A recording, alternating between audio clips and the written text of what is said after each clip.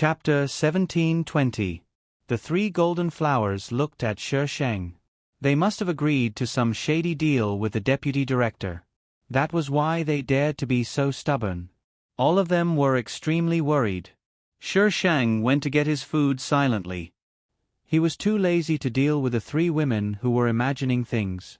How good could the food in prison be? It was already good enough that they didn't have to feed pigs. Shi Sheng ate without tasting the food. He glanced at the male prisoners from time to time. Seeing some of the male prisoners gathering together to block the prison guard's view, Shi Sheng knocked on Li Beibei's head. "What are they doing?" Li Beibei looked up and shook her head to show that she didn't know. 36D squeezed her way to Shi Sheng's side. She looked like an experienced person. "They're doing that thing." Shi Sheng raised his eyebrows. He knew what 36D was talking about. It was just that they were in public. This is very common. You just didn't notice it before. It happens every day. 36D said, "These people don't live in the same cell. Some of the slightly good-looking prisoners can only be seen when they're eating or when they're out. If they don't do it at this time, when will they do it? It's the same here. If you didn't know some martial arts, you would have been." 36D winked at Shi Sheng. There was no distinction between men and women in lust, especially now when the male and female prisoners were separated.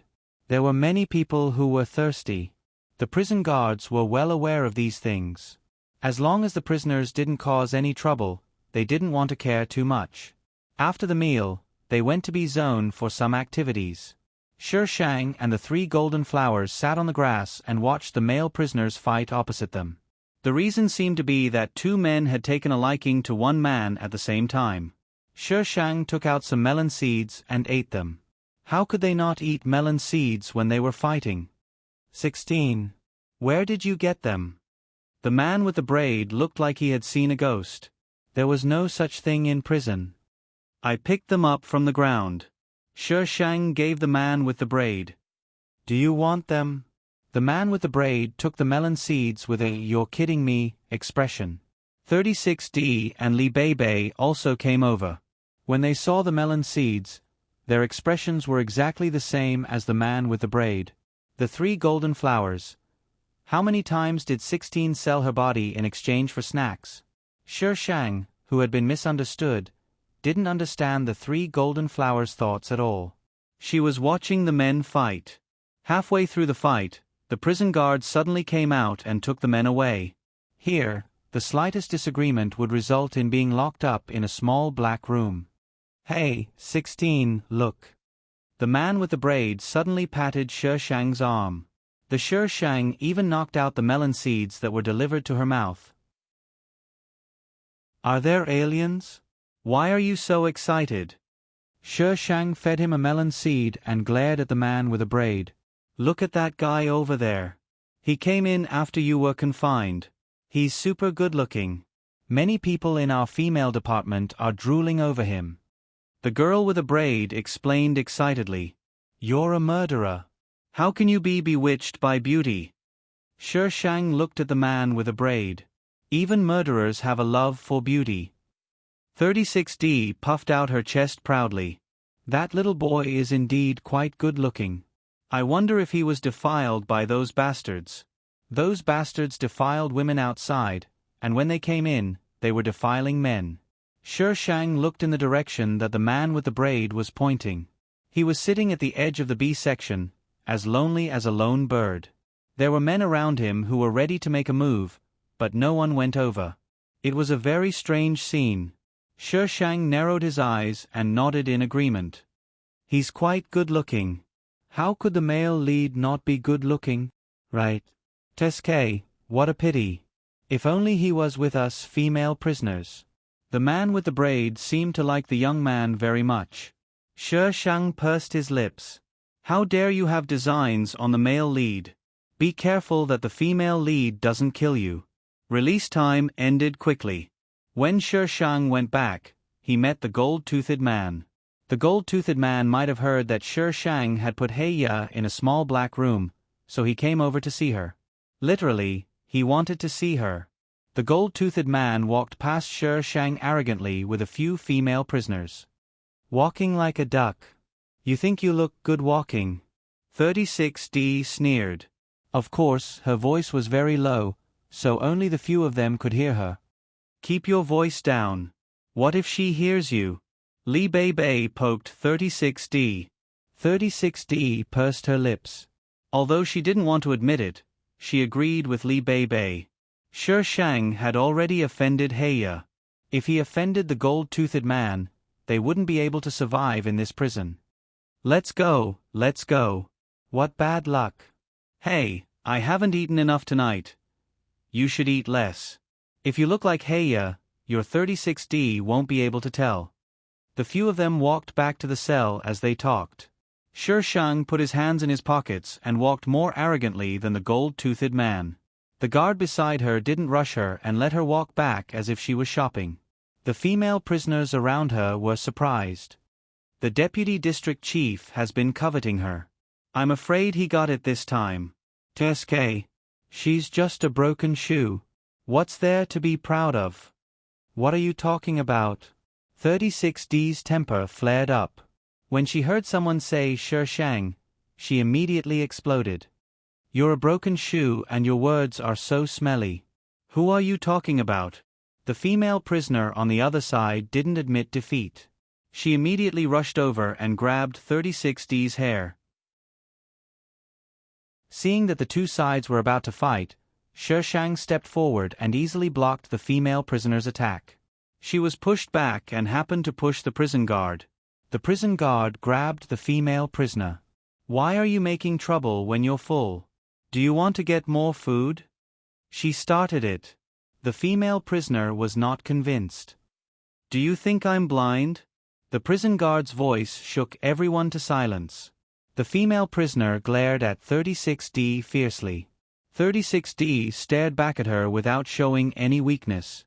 Back in the cell, the prison guards checked all the cell doors. After confirming that they were locked, they left one after another, leaving only the patrolling guards.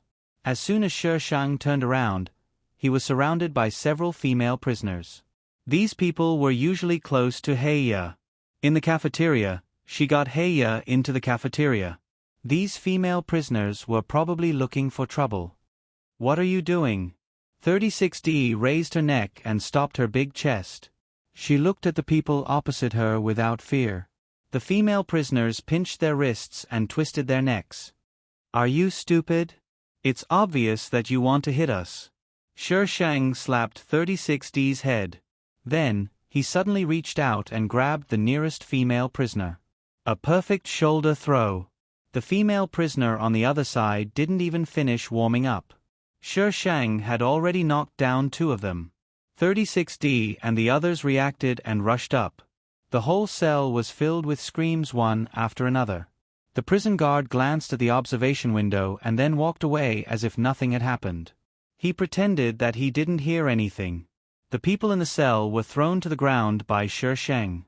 Braid and the others had probably never felt so good. In here, they had to face the oppression of the prison guards and the bullying of other prisoners, who didn't have a dark side in their hearts. Sher Shang sat on the bed and crossed his legs to eat melon seeds. Who's still not convinced?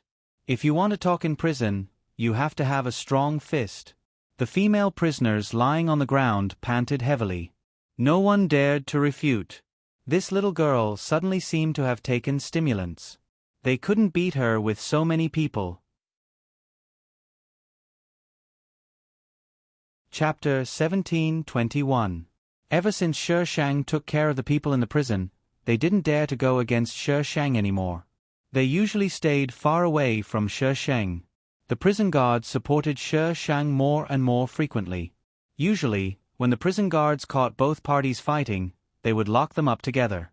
Now, as long as Sher Shang was around, only one party would be locked up. He didn't want to be too biased.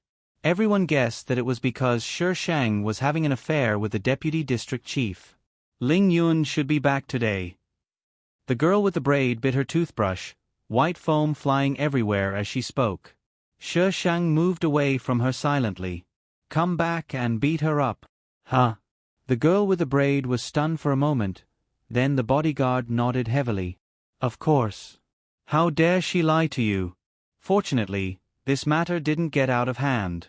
Otherwise, you wouldn't have come back so easily. Beat who? Li Bei, who came in later, looked at the two men in confusion. They were talking about beating someone up so early in the morning. Were they getting a little violent recently?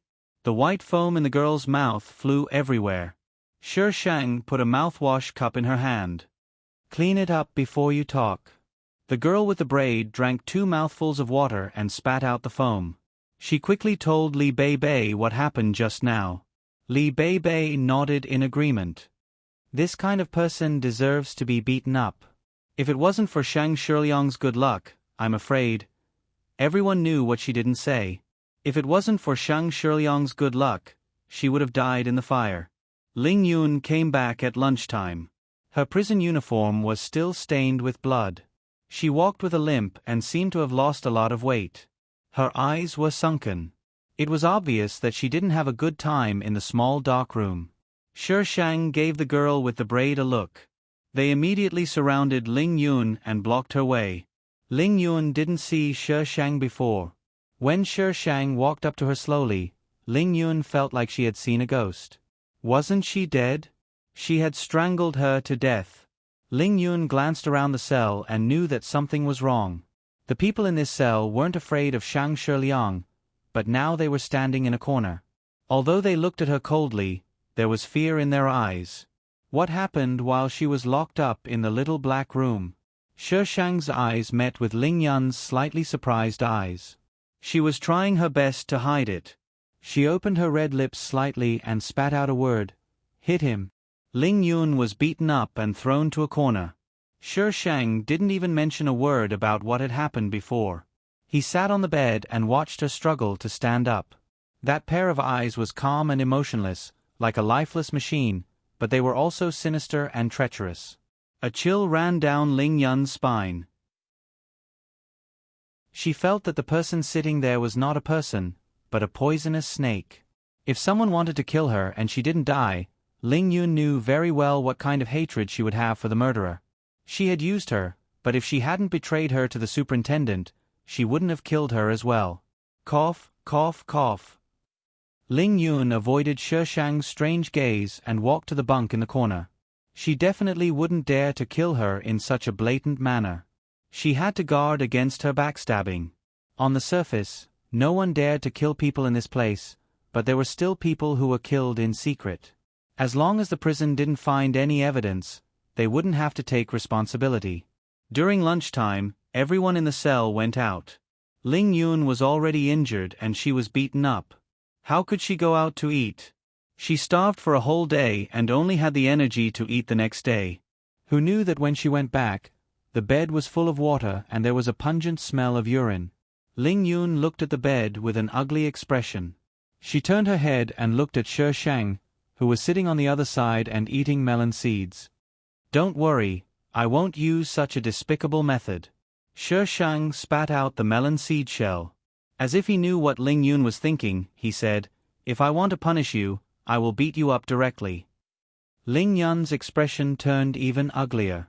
There were only a few people in the cell. The guy with the braid was led by Shi Shang and the others were grouped together. If it wasn't her, then it was the other group. What are you looking at? We did it, so what? The other group was also very arrogant. They were cowards in front of Shi Shang because she was so strong. However, they weren't afraid of an ordinary female prisoner. Since they couldn't bully Shi Shang, why couldn't they bully this one who didn't have any backing? She was a prisoner after all. Her mentality was a little twisted. She felt satisfied when she saw others being bullied by her. Ling Yun couldn't say anything. She could only wash herself.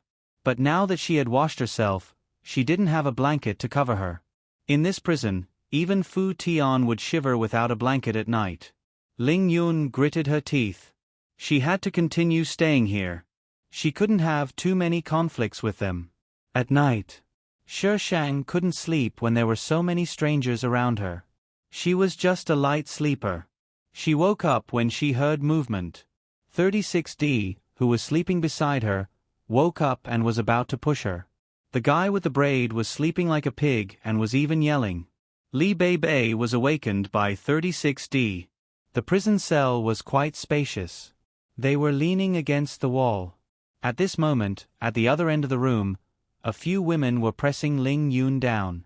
Some were covering her mouth while some were stripping her clothes. Shi Shang sat up with the blanket wrapped around her. The people on the other side stopped and looked in her direction. No one could see each other's expressions in the dark. For a moment, no one moved. After a while, Shi Shang said, "Lower your voice." Someone on the other side bent down to show that they understood. Shi Shang couldn't sleep even after she woke up. Li Bei and the guy with the braid were both woken up by 36D. Shi Shang took out a deck of cards. "Let's play Fight the Landlord." 36D asked, "Where did you get these cards?" Li Bei replied, "I haven't played cards in a long time. I almost forgot how to play." The guy with the braid said, "I'm so sleepy." Shi Shang took out a torchlight. The other three people looked at her as if she was a monster. How many things were hidden on her body? The key was, where did she hide them? Why didn't they notice it at all? While Shi Shang was playing the landlord, Ling Yun was stripped naked. She did not do anything strange. After all, she was the female lead. She would not be defiled by others. Those people just stripped Ling Yun naked and threw her to the ground. Ling Yun was shivering from the cold. She hugged her arms and squatted in the corner. She had never felt so aggrieved before. If she hadn't been beaten up by Shi Shang before, she wouldn't be in such a sorry state now. Shi Shang didn't sleep. Those people on the other side didn't know if it was because they wanted to keep an eye on Ling Yun or if it was because Shi Shang didn't sleep, but Shi Shang and the others played Fight the Landlord for the whole night. This was the psychological trauma of the female prisoners. Ling Yun was frozen for the whole night. In the morning, she fainted and was sent to the infirmary. Before the prison guards found out that Ling Yun had fainted, the group of female prisoners had already put her clothes on. Hence, Ling Yun's illness had nothing to do with them. There was morning exercise in the morning. The group of people were muddle-headed and were scolded by the prison guards. After the morning exercise, they had to study. They were instilled with the idea of being a good person. Shi Shang looked at the book in front of her and couldn't muster up any energy. She supported her chin and looked at the people on the podium. The more she listened, the more sleepy she became. In the end, she lay on the table and fell asleep. Chapter 1722. During relief time, Shi Shang and the others sat in a circle, eating melon seeds and playing cards. King Bomb. The guy with the braid threw out the last two cards. "Ha ha ha, I won. Melon seeds. Melon seeds." Shi Shang stuffed a handful of melon seeds into her hands. "Was your IQ not online last night?" The guy with the braid lost the most last night, but now he won 3 rounds in a row. Every time, his cards were so good. It was as if he was cheating.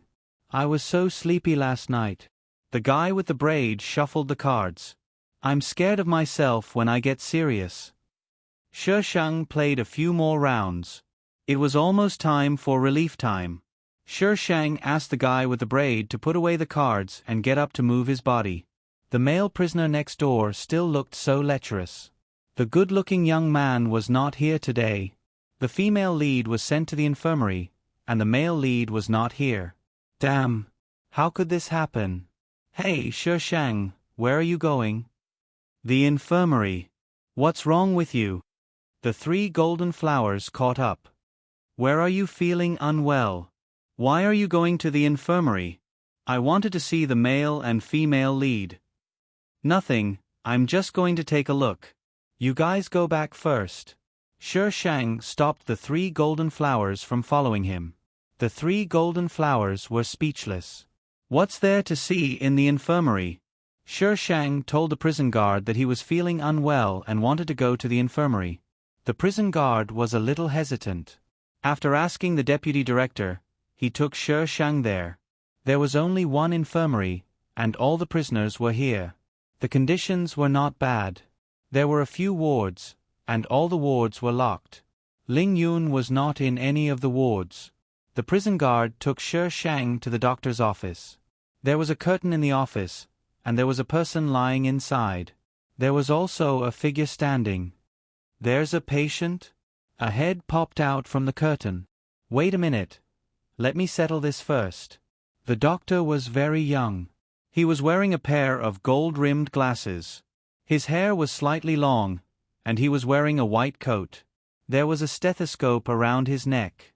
When he spoke, he was smiling. He looked very easy to get along with, and was completely different from those fierce doctors. When he opened the curtain, Shi Shang saw Ling Yun lying inside. Not only Ling Yun, there was another person inside.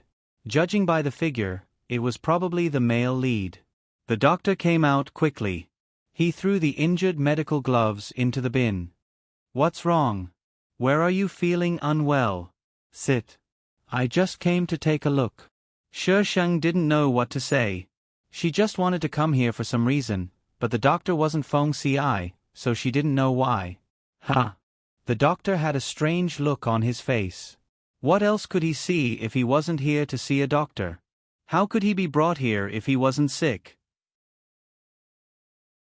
The doctor couldn't help but look at Shi Shang. He knew this prisoner. Many children were born in prison, but this was the first one who had survived. Shi Shang turned around and left. The prison guards and doctors were confused. Shi Shang left the infirmary. Just as she left, a man in military uniform turned into the infirmary. The doctor pushed his glasses up. "Hey, what brings you here? Is there anyone here?"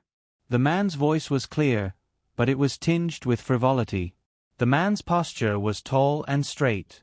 The military uniform on him didn't look dignified or sacred at all. Instead, it looked somewhat roguish. "What's the matter?" The doctor dialed a number and asked someone to come in and take a look at the person on the bed. Then he led the man out.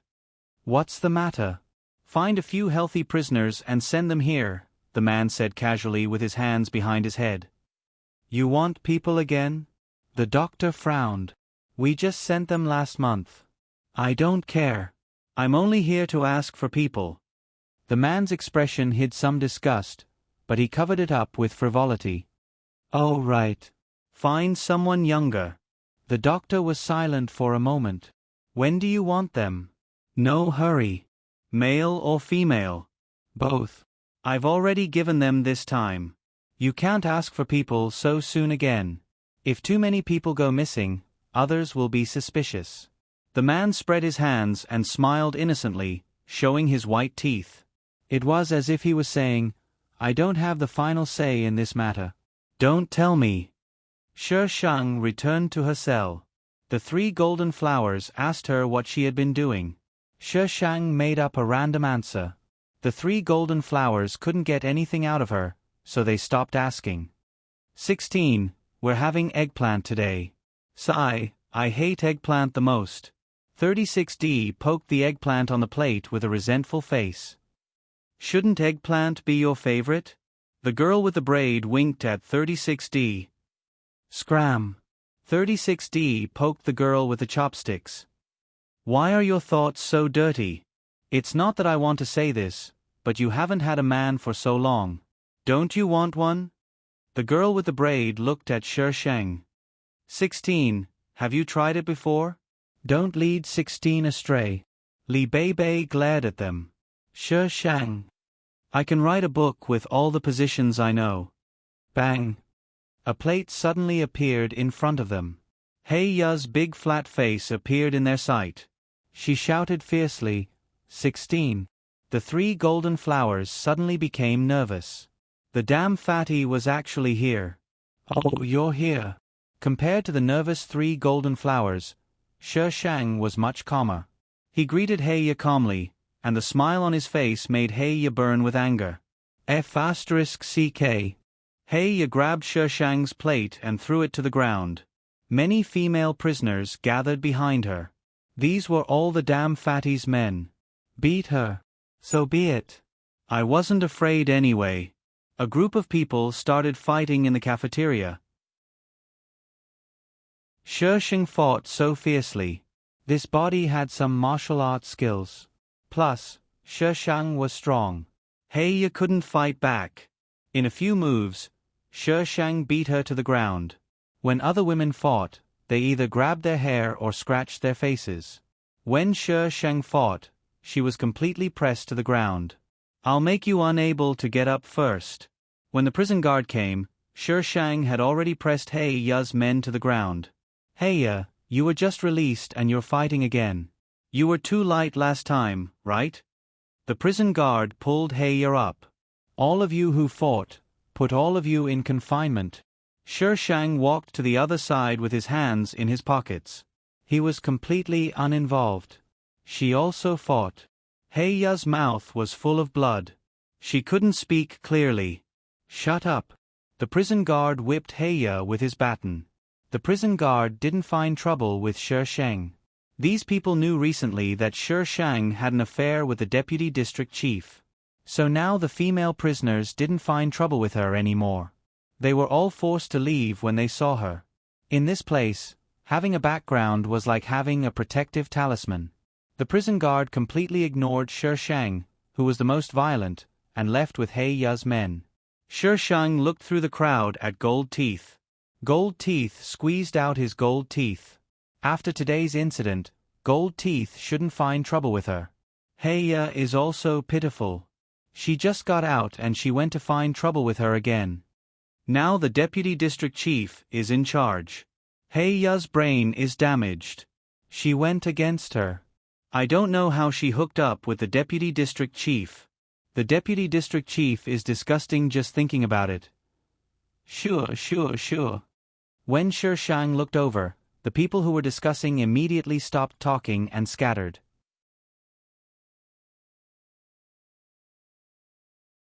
Chapter 1723.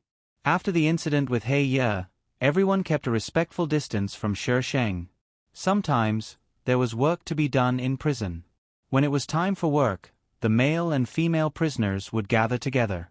This was the most chaotic time. Today, the female prisoner's task was to plant potatoes.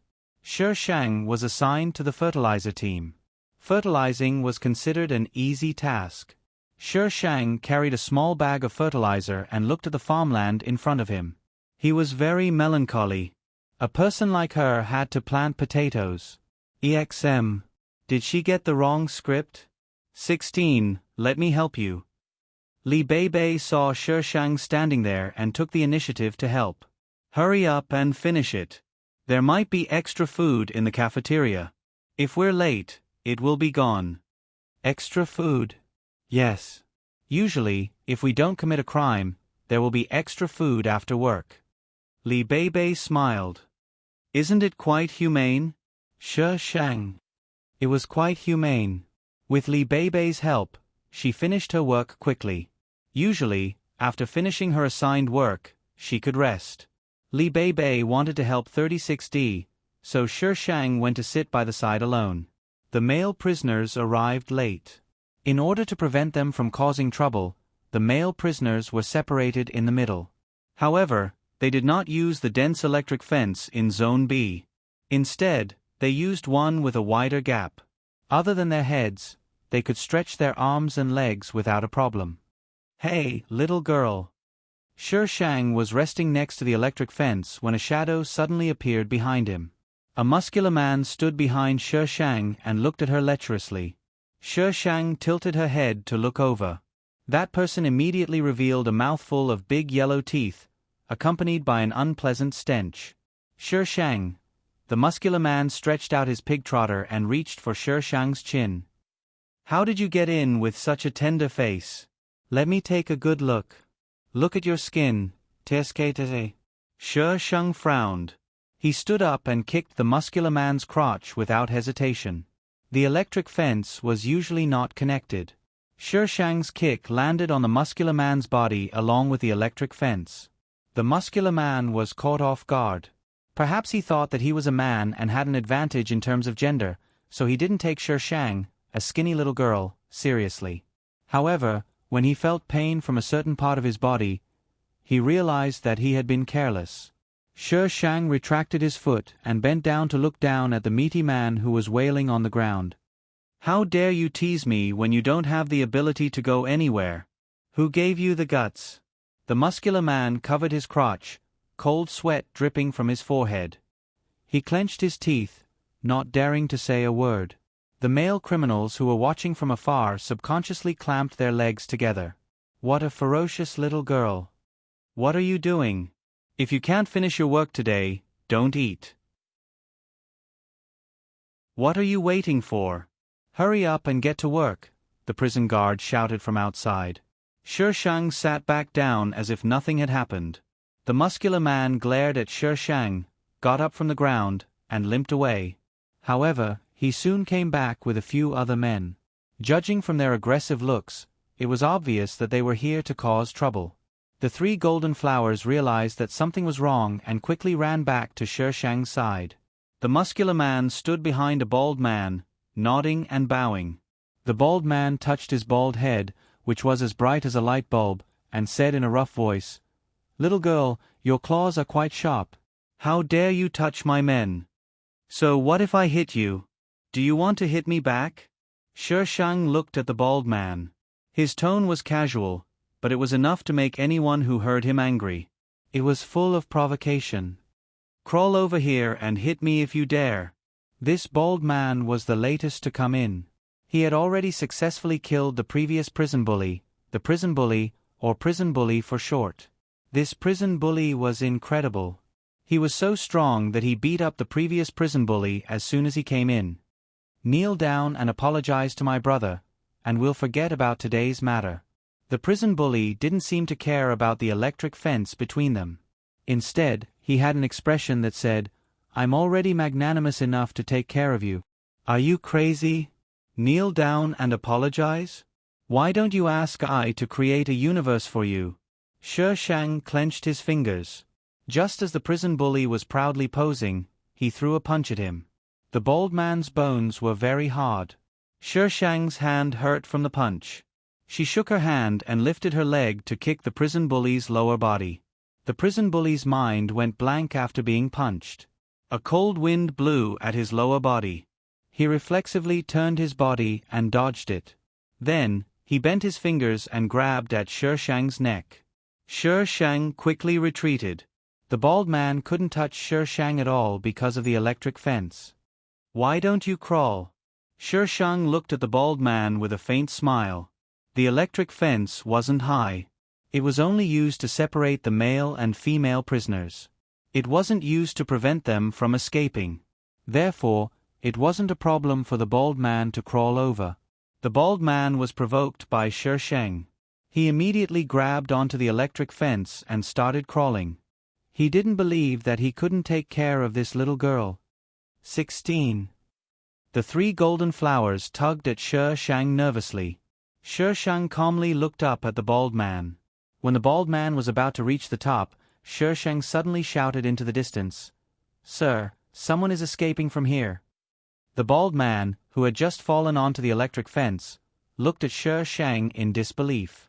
What Sher Shang meant was that there was such a thing. He was so angry that he directly jumped down from the top. "I gave you face, but you didn't want it," the bald man scolded. His muscular body pounced at Sher Shang. Sher Shang grabbed the prison bully's uniform and pressed him to the ground. She squinted her eyes and smiled.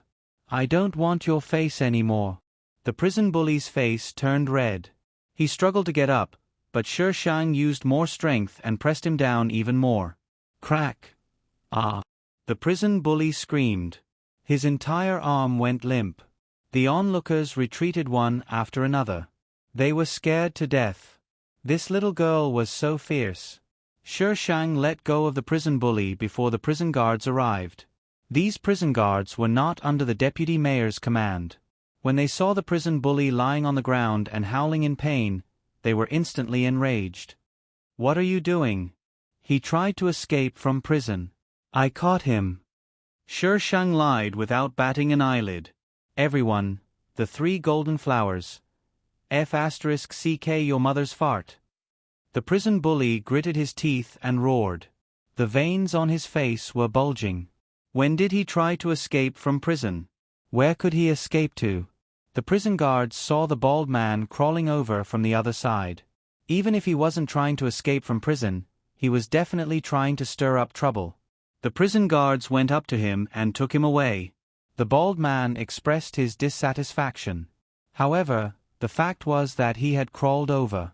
Although Shi Shang had made a move, what was the big deal about a fight? Moreover, they didn't see what went wrong. In the end, the prison guards only gave Shi Shang a symbolic increase in his workload. Shi Shang became famous after this fight. Not only did he become famous in the female prison, but everyone in the male prison also knew that there was such a fierce girl who had beaten up the prison bully so badly that he couldn't even get up. After that, those who tried to stir up trouble were all beaten up badly by Shi Shang. No one dared to find trouble with her anymore. Asterisk, this is a fake group. Little fairy, daughter, what should we do if they don't vote? Shi Shang, just beat them up. Little fairy, this is too violent. I'm such a cute person. I'm not that violent. Shi Shang, did you say that I'm violent? Little fairy, confused, did I say that? Did I say that? You must have heard wrongly. Ha ha ha, you must have heard wrongly. The weather is so good today. Cherub, she said it. Shi Shang, draw sword, little fairy. I might have a group of fake angels.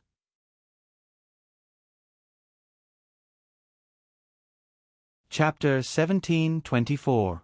Ling Yun recovered and returned to the cell. She tried to keep a low profile, but the people in the cell liked to bully her. This was probably the most attractive thing about the female lead. They wanted to bully her whenever they could. Then, when the female lead turned over, she would be King miserable. Shi Shang and the three golden flowers played Fight the Landlord every day and watched the female lead being bullied while eating melon seeds. Shi Shang noticed that every time they ate, Ling Yun would get close to the electric fence and talk to the male lead. They didn't talk much. If Shi Shang didn't pay attention to them, he probably wouldn't have noticed. 16. What are you looking at? Eat more. There are drumsticks today. Here you go. 36D put the drumsticks on Shi Shang's plate. There wasn't meat every day in the prison. Those who were bullied might not even get to eat meat for a month. Once there was meat, it would be snatched by others. Shi Shang was now a prison bully. If he wanted to eat meat, how could there not be meat? He pushed the drumsticks back. Eat it yourself. Don't starve your breasts. 36D pouted. You're so annoying. Then, she casually reached out and touched her breasts. It seemed like she was checking if they had shrunk. Ouch, my eyes are burning. The man with the braid covered his eyes exaggeratedly. How do you feel? Let me touch you tonight. I promise you'll be in heaven. 36D snorted. Forget it. I'd rather do it myself than let you touch me. Shi Shang, was it really okay to talk about such dirty topics every day? Bang bang bang. A few prison guards stood in front and knocked on the table with their batons. The prisoners quieted down at the same time. The prison guard held a loudspeaker. The physical examination will take place at 9 a.m. tomorrow. Gather in the cell at 8:30 a.m. Don't eat in the morning. The prison guard repeated it several times. After making sure that all the prisoners heard it, he left. We just had a physical examination last month. Why is there another one? Li Beibei asked curiously. Who knows? The people here are a bunch of lunatics. How normal can the people in charge of lunatics be? 36D was still touching her breasts. In the place where I used to go, they don't even have a physical examination once a year. Why would they care about people like us? We've had a physical examination 4 or 5 times. It's a bit strange. The man with the braid frowned. They're selecting people. Shi Shang put down his chopsticks and said, if you don't want to be chosen, make yourself look bad. It's best if you make something wrong with yourself. The 3 golden flowers looked at Shi Shang at the same time. Who do you want?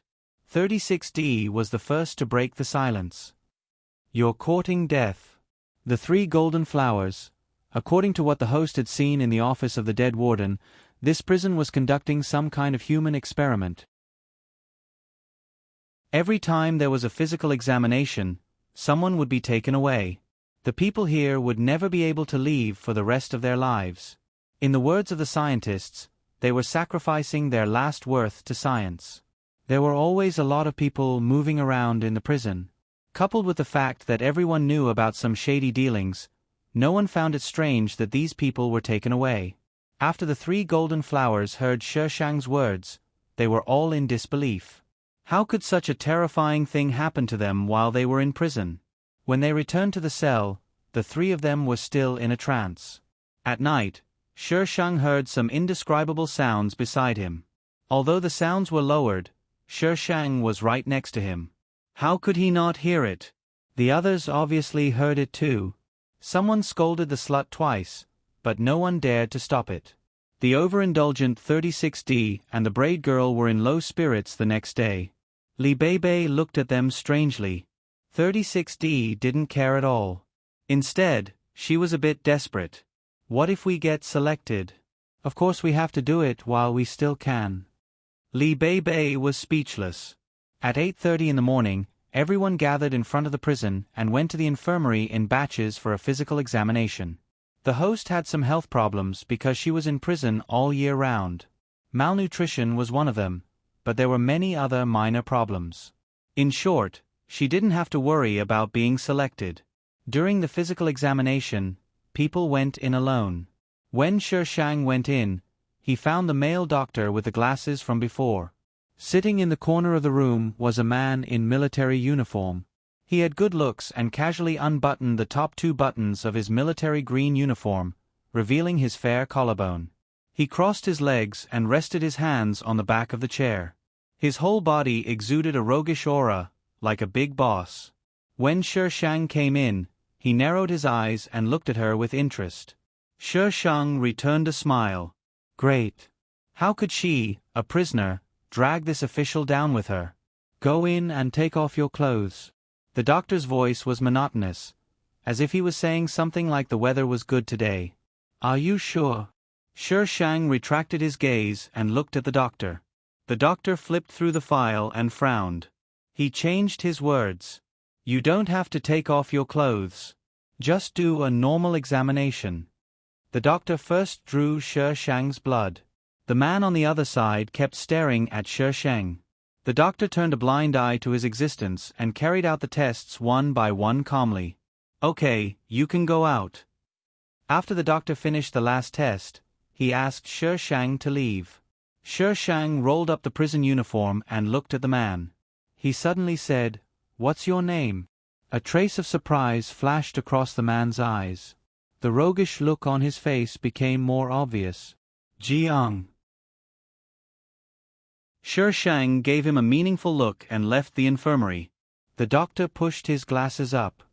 She likes you. How do you know? Jiang raised his eyebrows. I'm a doctor. You're a doctor. How can you be a psychiatrist? Jiang chuckled. Why didn't I know you have this ability before? I took psychology as an elective, the doctor said angrily. Why don't you let her take off her clothes for a checkup? Jiang changed the topic. The file has been marked.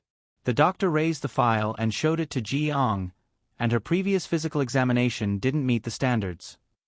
Jiang's gaze fell on the file. All the files were the same, but there was a very small red mark at the top of the file. Anyone who had access to the file in this prison knew that this was a mark on the prisoner. No matter how dangerous the prisoner was, there was no need to think about it. Let me see. Jiang took the file. She was born in prison? She can survive like this. She's not destined to die. The mark is very new. It was only put on recently. You can tell that the mark is very new from a photocopy. The doctor took the file back and looked at it for a long time. He couldn't see anything different. The new rules have just been improved. This was just released, so there are slight differences. Jiang put his hands behind his head. An orphan can find a backer here. It's amazing. Ji-ong had more access to things than the doctor. The doctor shrugged. The doctor wrote, "Failed," on the file and put it aside. He answered Ji-ong, "What's so difficult about this? She's good-looking and has no criminal record. She's only not allowed to go out because she was born here. She's lucky. Isn't it normal for someone to take a fancy to her?" After saying that, the doctor suddenly felt the temperature in the room drop a few degrees. He was puzzled when he saw Ji-ong get up and leave the room. The doctor muttered, "What's wrong with him again?"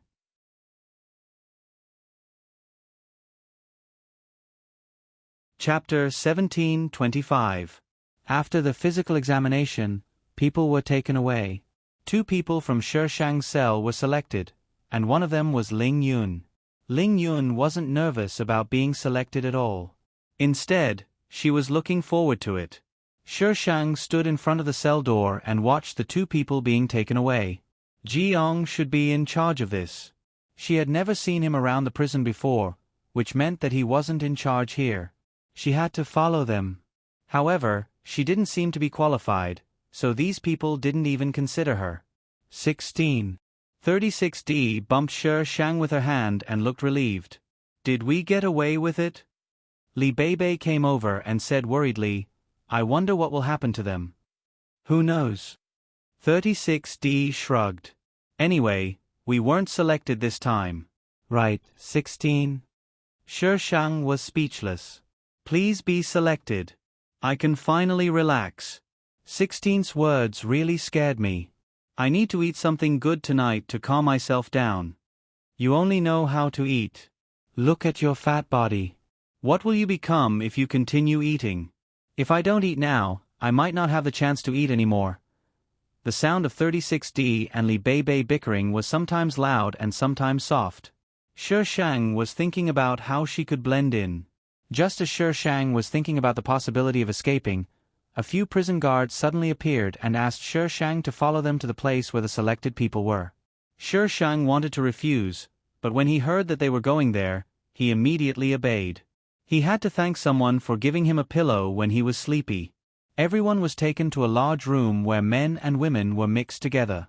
Shishang was brought over. The prison guard at the door checked the file. After making sure there were no problems, he stamped the file and opened the door. "Go in." Ji-ong stood at the corner and raised his eyebrows. A strange light flashed in his eyes. He waved his hand and asked the prison guard to come over. "Colonel Ji." The prison guard saluted him. Ji-ong leaned against the wall lazily and tapped his forehead with 2 fingers. "What's wrong with the person who just went in?" "Reporting to Colonel Ji. Her file meets the requirements." The prison guard straightened his back and crossed his legs. "Symbol requirement?" Ji-ong repeated. Her previous physical examinations had been done casually. How could she meet the requirements? "Let me see the file." The prison guard handed the file to Ji-ong. On the last page of the file, there was indeed the word "pass" written on the medical report. Ji-ong felt a little strange. Then, he seemed to have thought of something and his eyes darkened. After a while, he returned the file to him and motioned for him to go back. The prison guard bowed and turned to leave. Ji-ong looked at the room in the distance. There seemed to be a giant beast hibernating in his deep eyes, making people feel fear. The doctor's words flashed across Ji-ang's mind. He tapped his lips with his finger. "I wonder if he's right." A total of 13 people were selected. Originally, there were only 12 people, but with the addition of Shishang, there was one more. These people were not afraid. Instead, they stood in front of the iron gate and shouted. Some even tried to molest the female prisoner. The female prisoner's scream attracted the attention of the prison guard outside. He pointed his gun at the offender and scolded him not to mess around. The male prisoner did not listen at all. The prison guard outside had to come in and warn him, "Don't make trouble." "Is this a place for you to make trouble?" The other prisoners stared at the prison guard gloomily. They looked like they were going to pounce on the prison guard and bite his neck. The prison guard pointed his gun at them and glared at them before slowly leaving the room.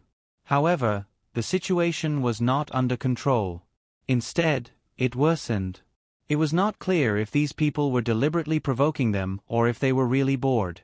The female prisoners screamed and ran around the room. The people outside came in again. Just as he was about to teach the male prisoners a lesson, a few soldiers in army green military uniforms appeared. They looked serious and pointed at the female prisoners squatting in the corner. "You come out." The male prisoners were separated from the female prisoners. All the female prisoners were locked in another room and separated from the male prisoners. The male prisoners were cursing, but no one paid attention to them. They cursed until their mouths were dry and their tongues were dry. Gradually, they stopped. Shi Shang leaned against the wall and looked past the soldiers to the corridor further away. There was a vague outline there, like an illusion. The shadow stood for a while and disappeared into the darkness. Shi Shang pursed his lips and closed his eyes to rest. They were locked up there for the night. The next day, they were collectively sent to a car. The morning sun shone through the electric fence in the prison and fell on the man beside the truck. The light enveloped him, making him look like a luminous object, shining brightly. He was in his military uniform and had an unlit cigarette in his mouth. There was no sense of justice between his brows. Jiang tilted his head slightly and met Shi Shang's gaze. He opened his mouth, revealing his white teeth, and gave Shi Shang a bright smile. "What are you waiting for? Get in the car." The prison guard behind him urged. Shi Shang grabbed the door and jumped into the car. Jiang took out a lighter and lit the cigarette. The truck started and drove past him. The scene seemed to freeze at the moment when the man lowered his head to light the cigarette and the flame jumped up. Shi Shang rarely saw Feng Ci smoke. Of all the worlds he'd visited, he'd only smoked in a few of them. Jiang's car was behind. Shi Shang stood in front of the metal railing of the truck and could see him clearly. "Colonel, is that female prisoner staring at you?" The soldier driving asked the man beside him curiously. Although she wasn't looking at him, he felt that her gaze was very strange. "Yes." Jiang fanned himself with a document. "Isn't it interesting?" "Interesting? Colonel, what's interesting about it? Which one of these prisoners isn't crazy? You're being stared at by one of them and you're saying it's interesting? Colonel, did you not take your medicine? Are you saying that I'm not as crazy as them?" Colonel Ji looked at the soldier driving the car. The soldier trembled and laughed dryly. "Colonel, don't joke with me. The warden wasn't the most powerful person in this prison. The warden was only in charge of areas A, B, C, and D. Area F was managed by Colonel G. The warden didn't have the authority to do anything in Area F.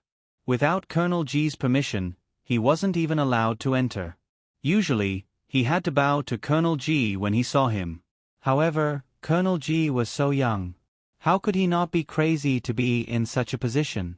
They had seen with their own eyes how he dealt with prisoners who tried to escape and cause trouble. His courage and ruthlessness scared them.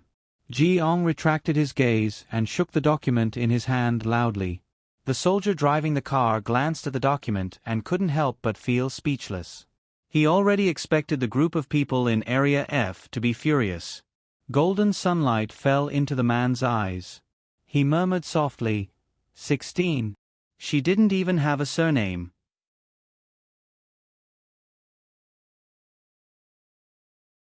Chapter 17:26. The truck entered the first checkpoint of Area F. Everyone was ordered to change into new clothes and brought to a room to be disinfected before changing into clean hospital gowns. Ling Yun had been looking around since she came in. Shi Sheng followed the crowd absent-mindedly. Jiang had disappeared the moment he entered. Area F was heavily guarded. All the passageways had an isolation device, and the patrols were even stricter than the previous one. "There are rooms here. Choose your own." The man in uniform pointed to a row of rooms. "The men are here and the women are here. Don't cause trouble or you'll be in trouble." There was a wall between the men and women. There was a door on the outside that separated the men and women. At the same time, it also locked them in. "What is this place?" a man asked. Even if this group of heartless people were not afraid, they were still a little uneasy after entering a completely unfamiliar environment. Each of them looked around. Don't ask what you shouldn't ask. Just do what you're told. The man in uniform did not give them any face. F***CK. As soon as the criminal cursed, the armed soldiers behind the man in military uniform immediately pointed their black guns at the criminal. The prisoner was speechless. The man in uniform looked serious. I'll give you an hour to familiarize yourself. You'll be staying here for half a month. Someone will tell you what you need to do during this time. Now, enter the room. Shi Shang was the first to enter the room. He chose the room closest to the door. Ling Yun was the second. When Shi Shang closed the door, he saw Ling Yun looking at him. She probably did not understand why Shi Shang was here. Shi Shang's lips curled into a malicious smile before she slammed the door shut. The room was not big. It was a single room with toiletries and a change of clothes. Shi Shang turned around and found the surveillance camera. He turned it off immediately. Almost at the same time, on the countless monitors somewhere, several screens simultaneously fell into darkness. How many are there this time? Jiang stood at the door with his hands in his pockets and a half-lit cigarette dangling from his mouth. Colonel Ji, smoking is prohibited here. The person inside frowned and reminded him. Jiang took half a step out of the room. The person inside the room twitched his mouth and answered Jiang's question. There are 3 in total. Room 1, 7 and 11. Activate the backup surveillance.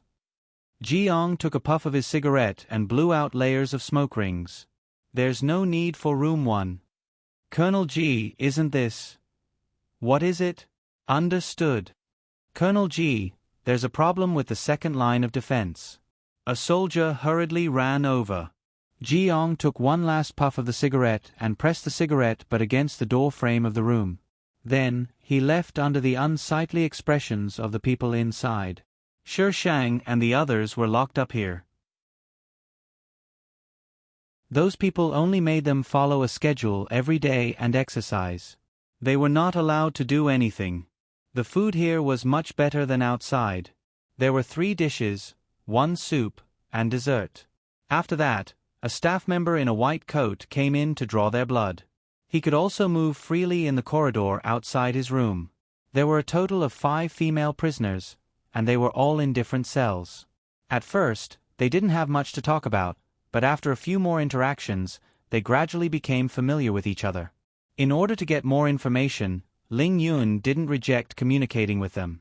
Shi Shang was a little antisocial, or rather, a little arrogant. He stared at the door all day long. During the exercise, she would hide as much as she could. Perhaps it was because she wasn't a qualified candidate, so the people in charge of them didn't care much about her. They let her slack off and looked at her as if she was a piece of trash. The training ground was very big. Shi Shang squatted in a corner and watched Ling Yun sweat. Colonel Ji, we've just patrolled this area. There's no problem. What happened last time will happen again. Your brains. The man seemed to be laughing. Before he could finish his sentence, Shi Shang heard a series of gasps. She stood up with the help of the wall, stepped on the equipment and climbed up to look outside. In the corridor outside, Jiang was walking with some people. There was a hint of a smile on his face. He was wearing a military uniform, but he looked like a gangster. Shi Shang knocked on the glass. Jiang looked up first and looked straight into her eyes. The people around him looked over as well. They didn't have any reaction on their faces. They probably didn't think it was strange. Jiang didn't stay for long. Soon, he left with his people. 16, why are you standing up there? Come down. The instructor stood below and glared at her. Shi Shang jumped down and looked at the instructor. I'm just looking at the scenery. Do you have a problem with that? Her gaze was very calm, but the instructor felt his heart tremble. He frowned. What scenery are you looking at? Go and run with weights. Don't think that I'm torturing you now. This is to let you live a little longer. When the time comes, you'll thank me. Not interested. Shi Shang looked down. I'm going back to sleep. The instructor was speechless. Anyway, the instructor couldn't be bothered to deal with people who were specially treated. He asked someone to send Shi Shang back. However, when the instructor dismissed everyone and did a head count, he found that the person who said she was going back to sleep was not in the room. The alarm rang through the entire base. Area F was pentagonal. Starting from where they came in, they belonged to the first line. Turning clockwise, they were divided into the second, third, fourth, and fifth lines. The first line had the lowest level of defense, while the third and fourth lines had the highest level of defense. Shi Shang saw a lot of things in the database of Area F, so he had a rough idea of what they were researching. It was a substance from outer space. They found that this substance could slow down aging, increase lifespan, and even help people recover from serious injuries. However, it had many side effects and was very contagious. It didn't mean that people would turn into zombies after being contagious, but the infected people would become very destructive in a very short period of time. The duration was 1 to 3 hours. After this time, the infected people would turn into a pool of blood. As long as they came into contact with a substance on their bodies, they would be infected. This was all the information in the database. As for whether there was more, he didn't know. Shi Shang also found Ji Yang's information.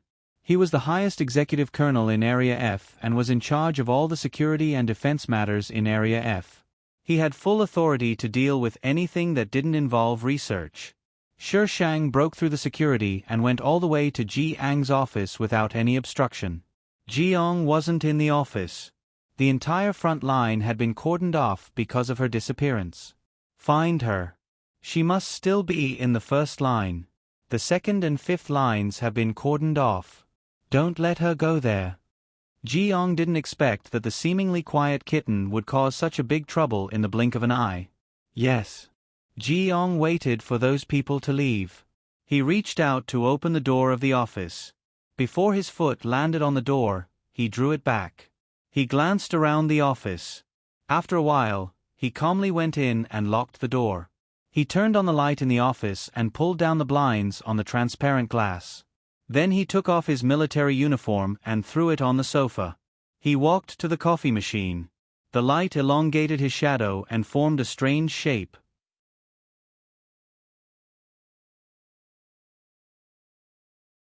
Chapter 17:27. The aroma of coffee filled the air. He turned around with 2 cups of coffee. He put 1 cup on the desk and took a sip of the other. The chair turned slightly, and the girl's face appeared in his sight. He smiled.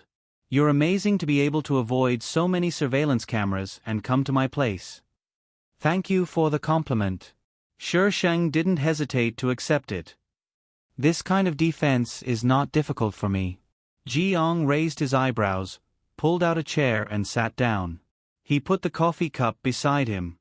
What do you want from me? If you want me to do something for you, then you've come to the wrong person. I won't help you. I'm looking for you.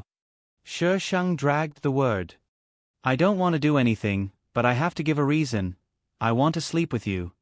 Ahem. Ji Yang's expression changed slightly, but he quickly returned to normal. Where's the modesty of a girl? Shi Shang crossed her fingers in front of her and rested her chin on the back of her hand. What's modesty? I don't know. I only know that I want you. I don't know how I caught your eye. She really did take a fancy to him. He was finally right for once. I've taken a liking to every place. Ji Yang took 2 sips of the coffee.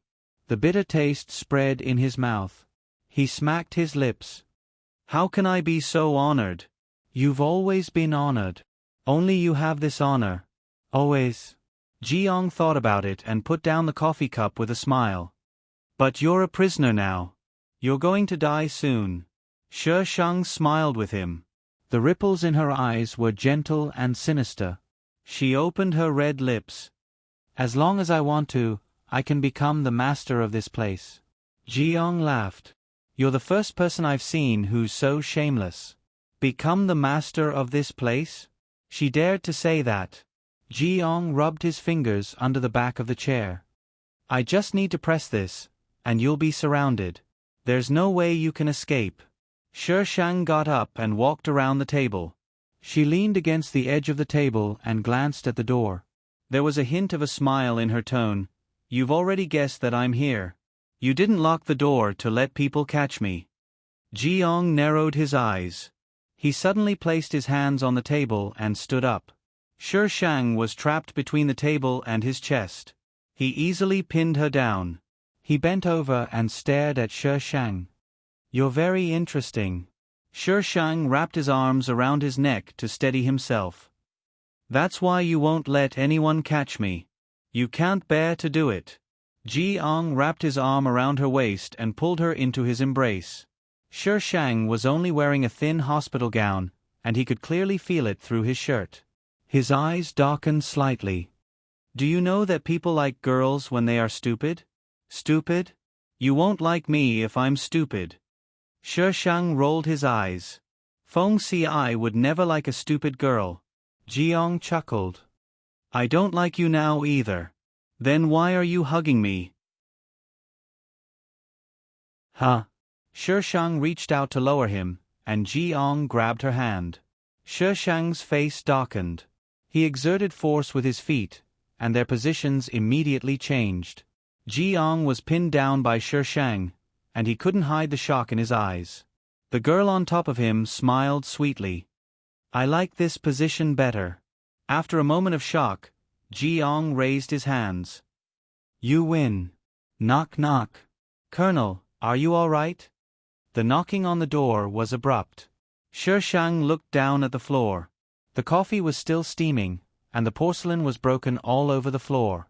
Jiang raised a finger to his lips and said to the person outside, I'm fine. The person outside didn't leave. Instead, he said, Colonel, Captain who has something to report to you. Are you free now? Jiang was speechless. Shi Shang spread his hands and looked at him innocently. He waved at Shi Shang and motioned for her to get up. Shi Shang left him. Jiang pulled his clothes, picked up the military uniform he had thrown aside, and slowly put it on. He lowered his voice and said, Wait here. Don't leave. Shi Shang didn't answer. Jiang flicked his hair and walked to the door to open it. When Jiang came back, there was only cold coffee scattered on the floor in the office. The little kitten that he was interested in had already left. He sat on the chair, put his feet on the table, and reached out to touch his lips. His gaze was thoughtful. He thought it was a kitten, but it turned out to be a little leopard. Colonel G, we've found her. Do you want to lift the blockade? Colonel G. The person on the other end of the line called for a long time, but there was no response. He couldn't help but feel strange. Colonel G was rarely in a daze like this. Colonel G. Jiang came back to his senses. He removed his finger from his lips and buttoned his collar. What's the matter? 16 has been found. Do you want to lift the blockade? She went back again? How did you find her? She came back on her own. She said she went out for a walk. Captain who suggested that we send her to the hospital first. Her body isn't up to standard, so she doesn't need to be nursed back to health. It's a waste of resources and time to keep her here. Jiang glanced at that person. That person felt a chill run down his spine, but he was also baffled. Did he say something wrong? Lift the blockade. 16. Keep her for me. Yes. What did Colonel G mean by keep her for me? Shi Shang's disappearance aroused everyone's interest. However, Shi Shang was unapproachable. They didn't dare to ask her what she had seen here. The female lead seemed to have learned something from her.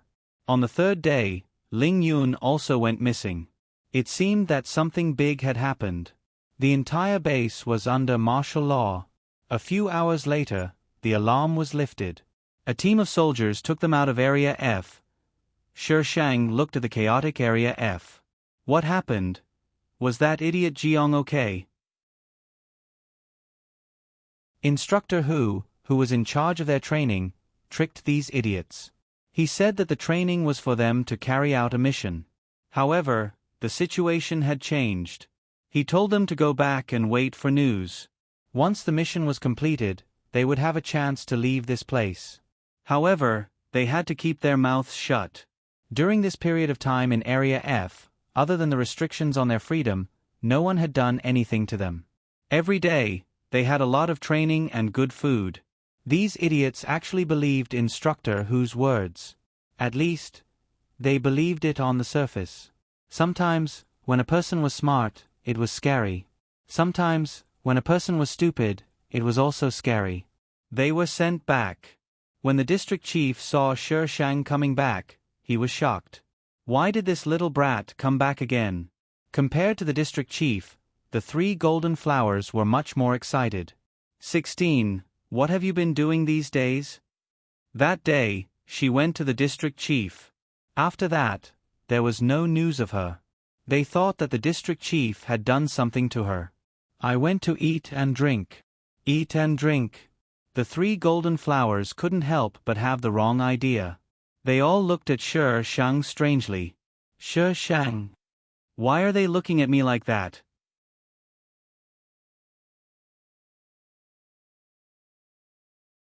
Chapter 17:28. Everything was normal in the prison. Whatever happened in the F block would not affect the prison at all. Shi Shang was a little worried about Jiang. He was thinking about breaking out of the prison at night. However, something happened that night. Shi Shang did not have time to break out of the prison. 36D and a woman in the cell had a quarrel and knocked the woman unconscious. The quarrel lasted until the middle of the night. Then, there was an explosion in the C block. It was said that a prisoner had escaped. The entire prison was under martial law. Shi Shang guessed that the one who escaped was the male protagonist. There was only the female protagonist in the previous team. The quarrel lasted until dawn. After breakfast, Shi Shang went to the toilet. Braids and 36D went with her. They were playing with their breasts. After entering the cubicle, they heard all kinds of strange noises. Can you two be quieter? Shi Shang knocked on the cubicle. It was so embarrassing. These two did not like each other at all. They were just venting. In a place like prison, if you don't find your own entertainment, you will go crazy. Shi Shang did not think anything of them. However, they were in public. Even if they were all women, they should be more careful. Braids and 36D did something in the next cubicle and went out after a short while. Hurry up, Jiang Shisheng. We are waiting for you outside. Braids knocked on Shi Shang's cubicle. Okay. Shi Shang answered. After Braids and 36D left, the toilet suddenly became quiet. Shi Shang did not go to the toilet. She just came to the toilet to get something. Now that it was quiet outside, Shi Shang immediately became alert. She put her things back into the storage space. She took out the iron sword and kicked the door open. Outside the door, there were armed policemen in bulletproof vests. Their loaded guns were pointed at her. Shi Shang, Jiang Shisheng, come with us. One of the policemen said, Don't resist. We will not hurt you. Damn. You are pointing this thing at me and saying that you will not hurt me? Do you think I am a retard? This toilet was sealed. If she wanted to leave, she could only fight with these people. Shi Shang held the iron sword tightly. Then let's fight. The armed police saw the girl suddenly raise her hand. A cold light flashed, and the gun in the hand of the armed police officer closest to her was cut into 2. Don't shoot. Tut tut tut. After that person finished shouting, the Shi Shang started shooting. Immediately, someone started shooting back. Bullets were fired at the cubicle. The cubicle was shot into a hornet's nest.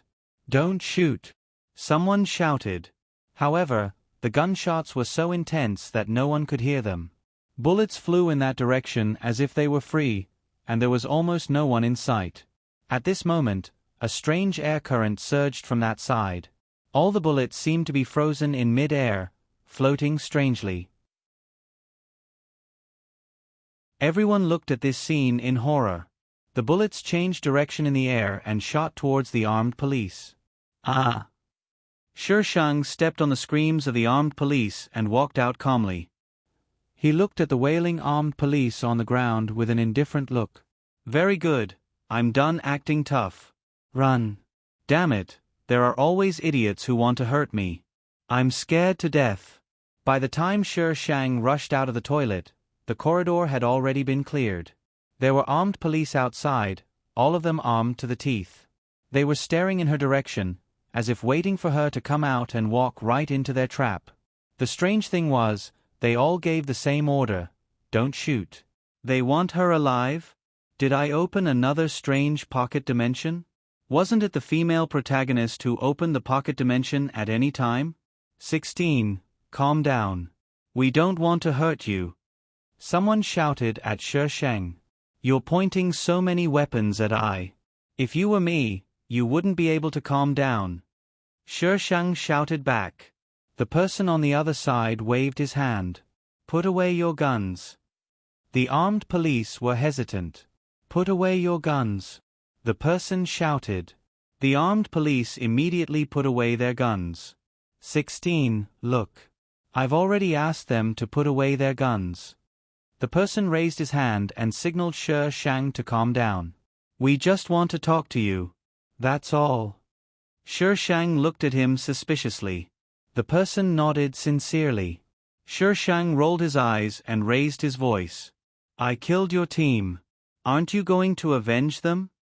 The person was stunned. He only heard gunshots just now. He was surprised to see Sher Shang come out. With so many gunshots, he didn't think they would survive. He didn't expect her to come out. But he didn't think that his team would be killed. The toilet was quiet. If those people weren't dead, they should have come out by now. He didn't dare to think too much. He looked at Sher Shang with vigilance. 16. We might have done something wrong just now. But you have to believe that we don't have any bad intentions. We just want to talk to you. Why didn't they do anything? This was a trap. Kill a few more. Sher Shang killed the nearest few people. The other party was nervous but didn't shoot. Sher Shang stabbed the iron sword on the ground and put one hand on his waist. What do you want? The original owner didn't have a criminal record. Well, she was charged with assault. But it didn't matter. The original owner grew up in prison. What kind of pocket dimension could she go through? Unless, what happened last time that made these people think that she had something to do with it? We just want to ask you something. The other party stood behind the armed police and glanced at the iron sword in Sher Shang's hand. Where did she get such a sword? Then ask her here. Let's see what you can get out of her. 16. It's not convenient here. Can you come with us to Area F?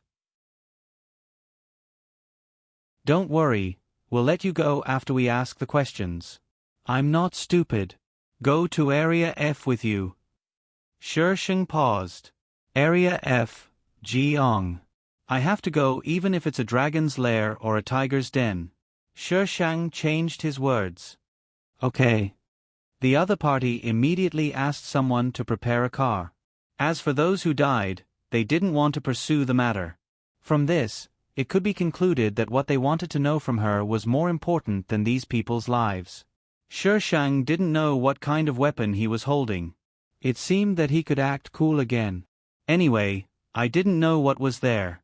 But if you think that I has it, then I has it. Let's get our wife first. The car drove from Area A to Area F. Sher Shang didn't say a word, and the people in front didn't talk to her either. They arrived at Area F peacefully. When they arrived at Area F again, Sher Shang looked out of the car window. She found that Area F was much more heavily guarded than before, but there wasn't much commotion. The car didn't drive into Area F, but stopped outside. Everyone got out of the car and walked through the gate. After entering Area F, everyone was searched. Even the leader didn't have the privilege. Then, they changed into a car from Area F. Was this caution an audience with the president?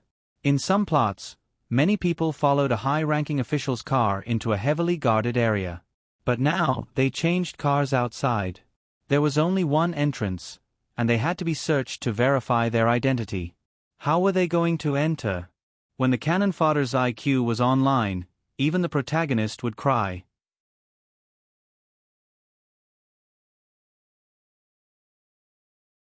Chapter 1729. When Shi Shang entered Area F, he was not taken to the first line, but to the fifth line. The entrance of the fifth line was more secure than that of the first line. After 2 tests, the metal door in front of Shi Shang opened slowly, and the scene behind the metal door appeared. Jiang was coming here with several people. When he saw Shi Shang, he suddenly paused and then looked at the man called Captain Lei beside Shi Shang. Colonel Ji. Captain Lei looked a little flustered, as if he was surprised to see Jiang approached from the other side, and his eyes stayed on Shi Shang. Captain Lei, I don't remember ordering you to go to Area A to bring people here. Colonel Ji, this is the person Mr. Yuan wants. Captain Lei's forehead was covered with fine cold sweat. I just want to ask her a few questions. I don't mean anything else. Jiang squinted at Captain Lei. Captain Lei, am I in charge of Area F, or are you? Captain Lei was suddenly speechless. Captain Lei was very nervous. He knew that he would be in the first line today, so he took him to the fifth line on purpose. Unexpectedly, he still met him. Send him back. I'll let someone give you the disciplinary punishment later. Colonel Ji. Captain Lei was anxious. This is the person Mr. Yuan wants. I can't explain it to Mr. Yuan. You know Mr. Yuan. Use him to threaten me? A wisp of danger flashed in Jiang's eyes, but the expression on his face was very evil, which made Captain Lei frightened and broke out in a cold sweat. No. I don't dare. Captain Lei's voice trembled, but he still forced himself to say, but Mr. Yuan said there was a major breakthrough. If it is delayed because of Colonel Ji, we can't afford this responsibility. Jiang's eyebrows were full of mockery and even disgust. Anyone who enters Area F must have my permission. This is the rule. He doesn't have the right to let anyone in. Take him out. The last sentence was said to the people around him. Those people immediately came forward and took Shi Shang away. Little Ji. An old voice sounded from the other end of the corridor.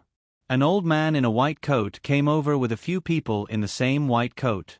The old man had a smile on his face and looked very loving. Little Ji, what's wrong? Why are you so angry? Jiang didn't show any sign of easing up because of the old man's words. He casually took out a cigarette and lit it. After taking a puff, he said, Mr. Yuan, what do you want to do by bringing people in without my permission? Little Ji, I just want someone. Weren't you busy over there before, so I didn't tell you. You didn't have to be so angry. The old man was not angry and continued to say lovingly, Captain Lei should have already told you that I just want to ask her a few questions. There is no other meaning. After asking, I will send her back.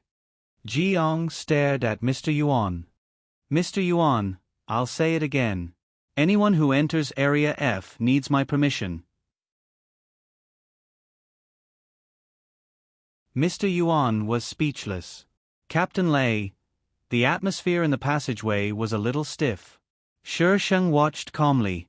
It was quite interesting to watch the great deities fight. Take her away, Jiang said coldly. Little Ji. Mr. Yuan stopped Jiang. His attitude was tougher than before.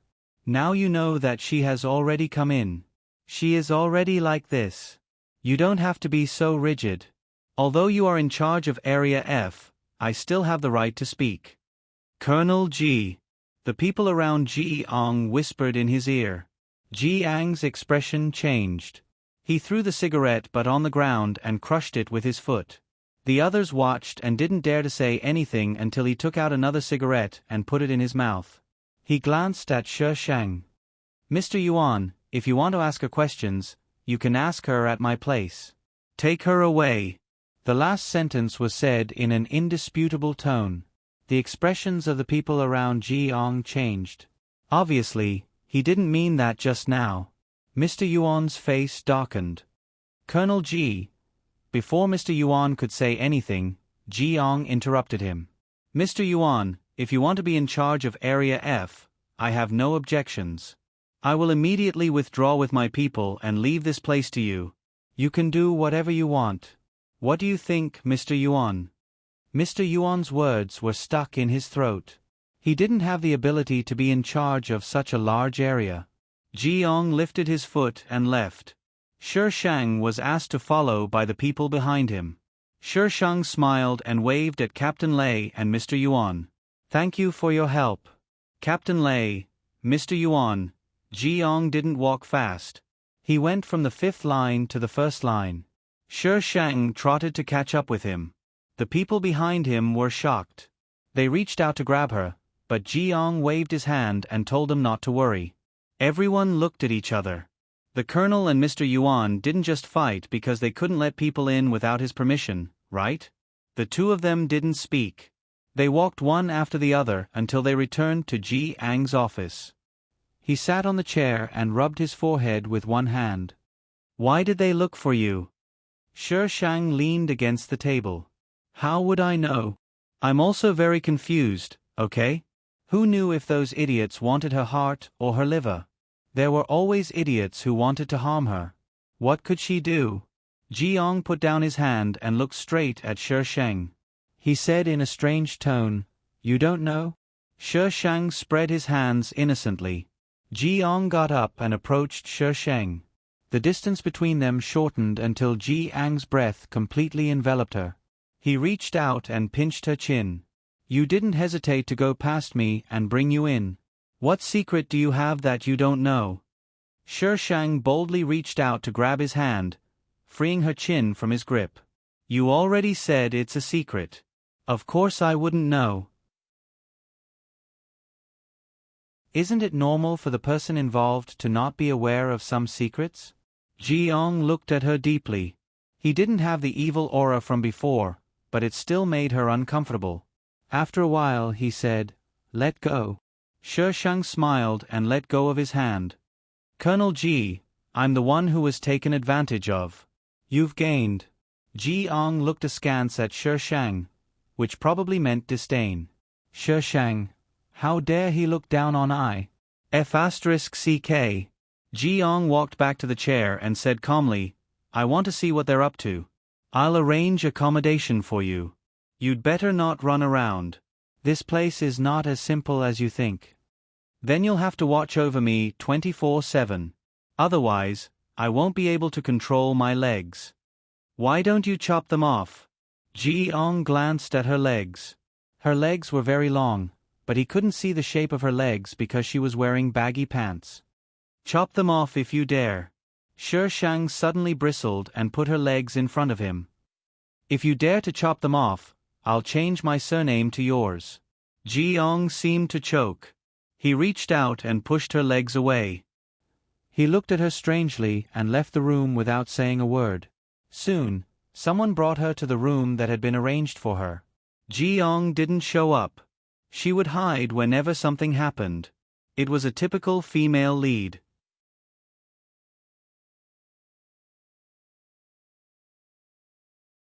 Chapter 1730. Colonel G, we didn't find out what they wanted to do. Captain Lei was only in charge of bringing people in. Mr. Yuan didn't tell him the purpose. Jiang paused and pondered for a moment. "Did you find out what happened in there last time?" "Yes. The intruders accidentally opened a secret room, but we don't know what's inside yet. We're not allowed to enter their territory." "Secret room?" Jiang snorted. "There are so many secrets in this place." The person standing opposite Jiang sighed. There were so many secrets in this place. Although they were in charge of the safety of Area F, there were still places in Area F that they hadn't been to. "Colonel G, there's something I don't understand." Jiang continued flipping through the pages of the book. "What is it?" The person gathered his courage and said, "I don't understand why Colonel G chose to come here. You were already appointed, but you chose this place yourself. Why? Not everyone was willing to come to this prison. It was much worse than the border military." Jiang curled his index finger and put it on his lips. After a while he said, "I don't know either." He didn't know either. Why did he choose to come here? It was as if there was some kind of guidance. Jiang couldn't help but think of the girl who put her leg in front of him and let him chop it off. Maybe that was the reason? Ji-young didn't want to talk about it. I don't want what happened today to happen again. Change all the entrances and exits to trusted people. Without his knowledge, someone actually dared to bring people in from the outside. The person hesitated for a moment. Yes. Ji-young finished his work for the day and returned to his room. As soon as he entered, he saw the person who was supposed to be a few hundred meters away from him lying on his bed. Hi. The person on the bed was playing on his computer and eating his dinner. Shi Shang supported his chin. Colonel G, it's been a while since we last met. How did you get in? Not only did his room require a password, but it also required fingerprint and iris recognition. I opened the door and walked in. Shi Shang sat up cross-legged and looked at him with smiling eyes. This is a piece of cake for me. If Colonel G wants to learn, I can teach you. But the tuition is a little expensive. If Colonel G can't afford it, you can pay with your body. You spent so much effort to come here just to say these words. I also want to develop an indescribable story with Colonel G, but I can't force it if Colonel G doesn't want to cooperate. Shi Shang spread his hands and looked regretful. Ji-young. Previously, he thought that the reason he came here was because of her. Why did that thought feel so scary now? Ji-young took a deep breath and went forward to take the computer away. His gaze quickly swept across the screen. Seeing that there was only the game interface and nothing else, and that the files were not touched, he closed the computer. Shi Shang got off the bed. It seems that Colonel G doesn't welcome me. I'll be leaving then. Do you really think this is a tourist destination? Ji-young put the computer aside. You think you can come and go as you please? Shi Shang paused and tilted her head to look at Ji-young. She blinked and walked over to Ji-young. She put her arms around Ji-young's neck and said, I'll pay you some interest. Before Ji-young could react to the sudden hug and interest, there was a touch of softness on his lips. Ji-young felt as if he had been electrocuted. His whole body trembled and froze. His eyes widened as he looked at the face in front of him. That touch of softness didn't stay for long. It left in a few seconds, and the weight on his body disappeared. By the time Ji-young came back to his senses, there was no one in the room. Ji-young reached out to touch his lips. It seemed that he could still feel that touch of softness. It was so soft that he felt as if his whole body was floating. F***ck. Ji-young put down his hand and quickly opened the door. It was quiet outside the door. His hurried footsteps were particularly abrupt. After walking about 5 meters, Ji-young suddenly stopped. What was he going to say to her now? Did he have to be responsible for her marriage? He couldn't do such a thing. She didn't do anything overboard, but he couldn't calm down. Colonel G? What's the matter? Ji-young came back to his senses. He was standing in the middle of the corridor in a daze. The patrolman was looking at him strangely. He shook his head and turned to go back to the room. The patrolling guards looked at the slowly closing door in bafflement. The next day, Mr. Yuan came in person with some people to talk to Shi Shang. Ji-young cleared a room for them. He stood outside the one-way glass and looked into the room. Soon, he couldn't see anything. Mr. Yuan asked people to block the room. Ji-young's first reaction was to rush in, but he soon suppressed the impulse. He paced back and forth outside anxiously. He couldn't tell where the anxiety came from. The people around him had never seen their Colonel G so anxious. They were all confused. What on earth was going on? Ji-young's anxiety didn't last long. Mr. Yuan came out. He looked at Ji-young with a slightly strange look. Ji-young had calmed down. He leaned against the wall outside with a lit cigarette in his mouth. He looked at Mr. Yuan evilly. Mr. Yuan, are you done? Colonel G, can I have a word with you? Ji-young didn't say anything. They looked at each other for a minute. Ji-young took out the cigarette and put it out in the ashtray next to him. Please. Ji-young took a piece of A4 paper and returned to the interrogation room. The girl was wearing a prisoner's uniform. Her legs were crossed on the table. She was sitting there like a boss. He slapped the paper on the table. You said that you would only answer these questions if I asked them? Yes. Shi Sheng smiled. Jiang pushed the paper over and stared at her. How many questions can you answer? Shi Sheng shrugged. I can't answer any of them. So, I just want to see you. What's yesterday? Interest. Shi Sheng smiled evilly. You didn't sleep well last night, right? How about I sleep with you tonight? Ji Ang's eyes flashed with a hint of evilness. He smiled. Sure. Shi Sheng. He agreed. Damn. He actually agreed. Was it going to rain diamonds? Thinking about it, it made sense. This time, Feng Ci wasn't an ascetic type, nor was he a pretentious type. He was just an evil person with a little bit of mischief. Agreeing didn't seem that surprising. But now you have to answer these questions. Ji Ong pointed at the questions on the paper with his fingertips. I really don't know. Shi Sheng looked innocent. Ji Ong ignored her and read the first question clearly. Did your mother say anything to you before she died? I don't remember. Do you have anything your mother left you? I don't know. Colonel Ji, do you want to check it yourself? Shi Sheng spread his hands and raised his eyebrows at him. Ji Ong put his hands on the table and leaned over to look at Shi Sheng. Did you answer that old man's question?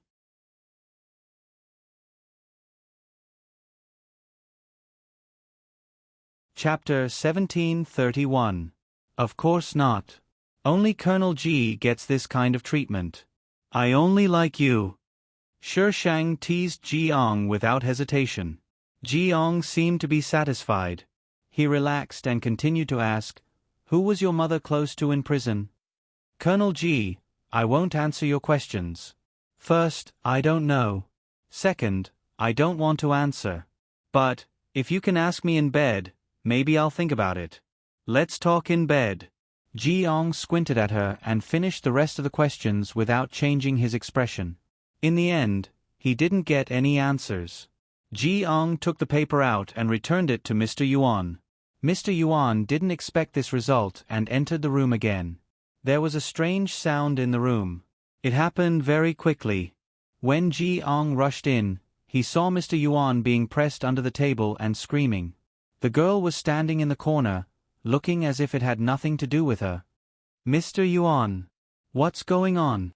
Everyone hurriedly rescued Mr. Yuan from under the table. They glared at Shi Sheng angrily, but their words were directed at Ji Ong. Colonel Ji, this woman attacked Mr. Yuan. You must give him to us. Be reasonable. He hit me first. Shi Sheng retorted, as a normal person, I was defending myself. I even suspect that he is a scammer. He hit her for no reason. She just hit him hard when she fought back. Was it her fault? She wouldn't take the blame. Nonsense. Why would Mr. Yuan hit you? The people on the other side were even angrier. Colonel Ji, you have to give him to us. Ji Ong calmly scanned the room. He knew what these people were thinking. I won't give you the person. I have to ensure the safety of Area F. If anything happens because of you, are you going to bear the responsibility or am I going to bear the responsibility? Ji Ang's words were dignified. Originally, people who came in from outside had to go through him. If he didn't let them go now, it would be useless no matter how loud they shouted. Moreover, Jiang had guns and people. They couldn't beat him even if they used force. Mr. Yuan was seriously injured. Seeing that things were not going well, these people hurried to take Mr. Yuan away. Are they here to scam you? Shi Sheng asked Jiang. Yes. Jiang flipped the table over with his bare hands. They want to take you away and use extreme means to get what they want to know. Extreme measures. Shi Sheng raised his eyebrows. What extreme measures? Torture? Hypnosis? Or brainwashing? It's scarier than you think. Jiang placed one hand on the table. Then, since you're keeping me, is it because you like me? Colonel Ji. Shi Sheng looked at Jiang with a faint smile. I'm just fulfilling my duty. Ji Ang's eyes flickered, and then he looked away from Shi Sheng. He didn't do it for her. Jiang told himself that in his heart, but this kind of self-deception was useless. He did it for her. For a woman that he didn't know at all and had only met a few times. Jiang clenched his fists and turned to leave the room. He ordered the people outside, "Take her back." At night, Jiang stayed in the office until the wee hours of the morning. He stood at the door for a long time without opening it. He didn't open the door until the people on patrol had passed twice and were about to ask their colonel what had happened. As he expected, Shishang was in his room, asleep on the bed. The sound of the door opening woke her up. She raised her head and looked at him with half-closed eyes. Jiang entered the room sideways and closed the door. Shishang got up from the bed and looked at him with her head tilted. There was no sleepiness in her eyes at all, which proved that she hadn't fallen asleep at all. "Colonel Ji, are you afraid?" Shishang hugged the quilt and said teasingly. "I'm afraid." Jiang seemed to have been provoked. He took off his untidy military uniform and sneered. "What am I afraid of? Then why did you come back so late?" Jiang threw his jacket aside and poured himself a glass of cold water. "Work. I drugged the water." Pfft. Jiang looked at the water in his hand and then glanced at the people on the other side. He wiped his mouth, put the glass on the table, and unbuckled his belt. "Shishang." Jiang stared at Shishang without blinking. He took off his shirt and pants, leaving only his underwear on. Maybe it was because he was a soldier, but Jiang's clothes were wheat-colored. He hooked his fingers around the edge of his pants and smiled wickedly. Shishang pulled the blanket up. Is this a yes or no situation? If she did, would Feng Ci, who had recovered his memory, make trouble with her? If she didn't, she would be letting him down. Humph. Jiang sneered and walked to the bathroom with a change of clothes. Who's the one who's afraid now? F***CK. Who's the one who's afraid? I was thinking about something important in my life. The sound of running water came from the bathroom. The bathroom door was translucent.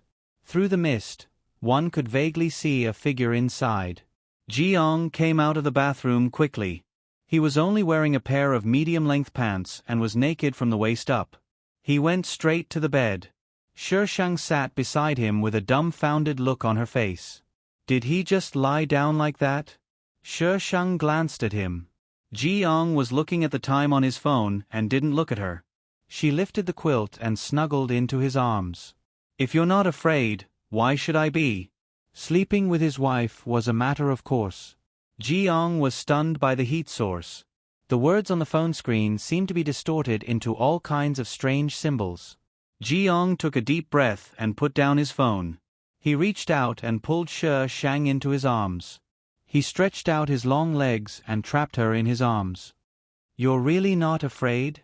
If you're not afraid, why should I be? Shishang snorted.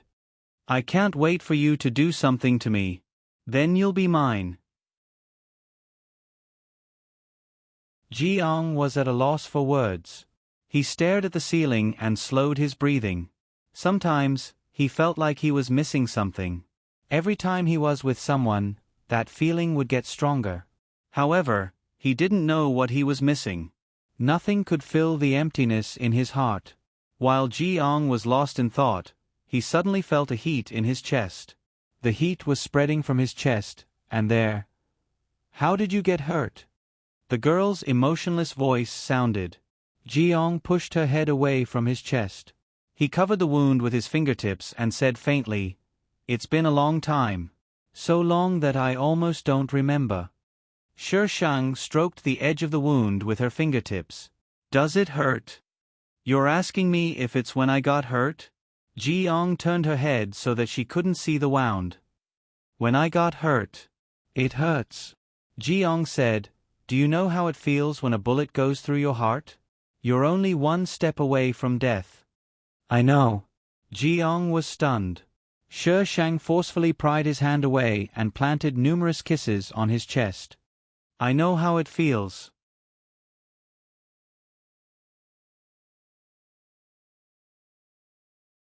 Chapter 1732.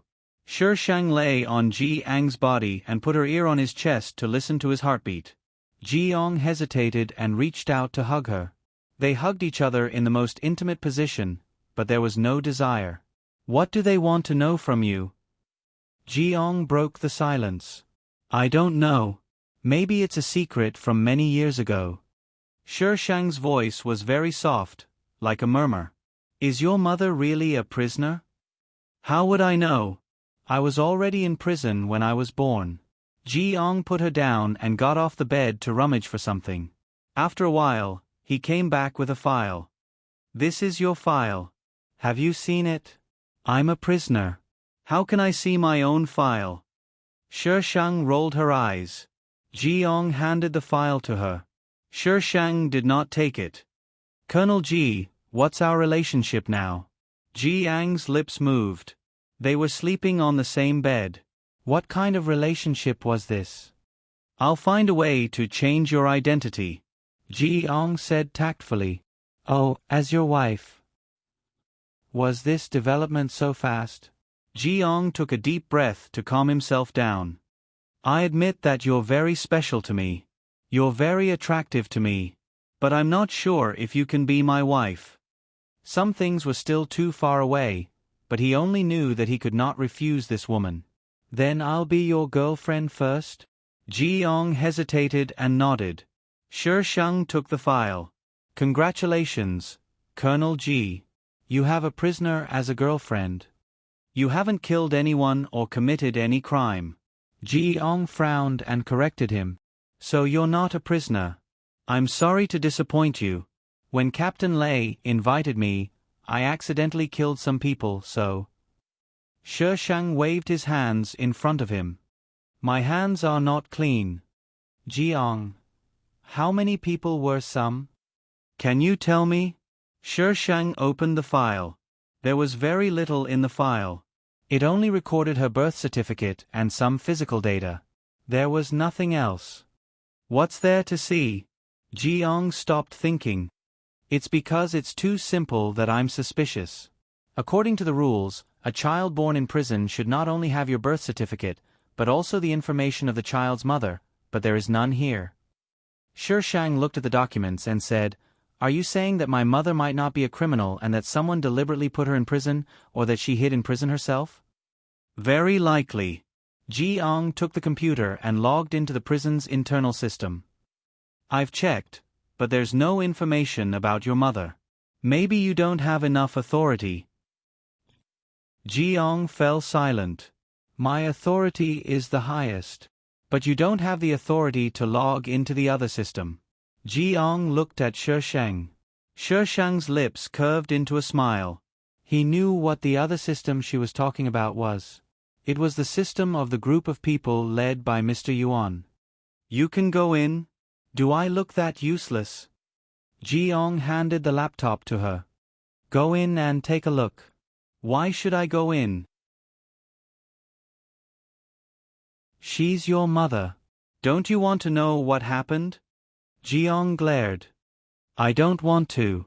She just wanted to have a quiet relationship and didn't want to go through this kind of plot. Jiang was speechless. As a daughter, she didn't want to know what happened to her mother. Was this normal? Even if you don't want to, they won't let you go. Jiang said, We don't have the authority now. We have to figure out what happened so that we won't be so passive. Shi Shang was in a good mood because of Jiang's "we." She reached out and put the laptop in front of her. Colonel Ji, I can help you. Here. Shi Shang pouted at him. Colonel Ji was speechless. How was this helping him? Wasn't this her business? Now he had to sell his body. Jiang looked at the person in front of him and suddenly wanted to press her into the quilt. How could there be such an annoying girl? He leaned over and pecked her lips. Shi Shang immediately smiled and turned her head to type on the keyboard. The page on the screen jumped to another login interface. Shi Shang didn't do anything but enter her account and password to log in. A huge database appeared on the page. Where did you get this account? She had an account but still tricked him into kissing her. Actually, I'm also a member of the research team. Shi Shang looked serious. Is that so? Jiang laughed evilly. Then should I kill you now to silence you? Hey, actually, I'll betray you if you use your pretty boy trick. You don't have to go through so much trouble to kill me. Jiang looked at her with an expression that said, I'll listen to your nonsense. Let's see what nonsense you can come up with. Shi Shang didn't find it interesting and stopped fooling around. I built it as a backup last time. I didn't expect it to be used so soon. It was very troublesome to hack in every time. Do you know what they're doing? Yes. Jiang was a little tired. This girl didn't seem to need him to remind her of anything. Jiang checked the entire database but didn't find any useful information. Maybe her name isn't that. Shi Shang hugged the quilt and looked at the screen uninterestedly. If she was really hiding from something, she must have used a fake name in prison. How could they find her using that name? Are you very interested in this matter? Shi Shang moved closer to him. Why? I just want to see what they're up to. Shi Shang didn't know if Jiang's answer was true or not. He was still suspicious. They're just a bunch of people who have nothing better to do. Knock knock. Jiang looked up at the door. Why would someone knock at the door at this time? Maybe they found out that I'm missing. Jiang glanced at her, got out of bed and pulled the quilt over her. Don't make a sound. He put on his coat and went to open the door. Colonel, Mr. Yuan is dead. Shi Shang could hear everything clearly from her bed. That old man is dead? She didn't hit him so hard. Damn, this was not the way to blackmail people. Jiang said a few words to the other party and went back to the room to get dressed. Shi Shang popped his head out from under the quilt. How did he die? I'm not sure. I didn't see his body. Jiang walked to the bedside and kissed her forehead. Go back by yourself. Don't wander around. It's the safest here. Shi Shang grabbed him. Jiang sighed helplessly, but he still sat on the bedside and hugged her for a while. Okay, can you let go of me? Shi Shang pursed his lips and let go of his hand. Jiang took his coat and looked back at Shi Shang. There was a faint tenderness in his eyes. He opened the door and left with the people outside.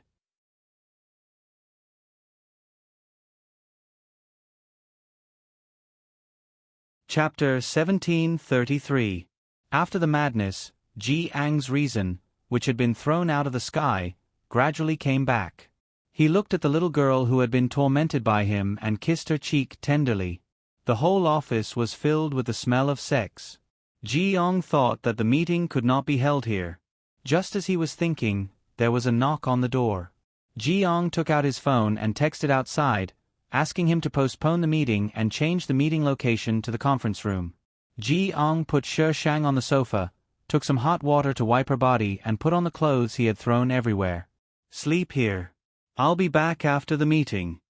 Jiang touched Shi Shang's face. Okay. The girl's eyes were half closed, and her cheeks were still blushing. She looked cute. Her obedient look made Jiang a little impulsive. He felt a certain part of his body was about to recover.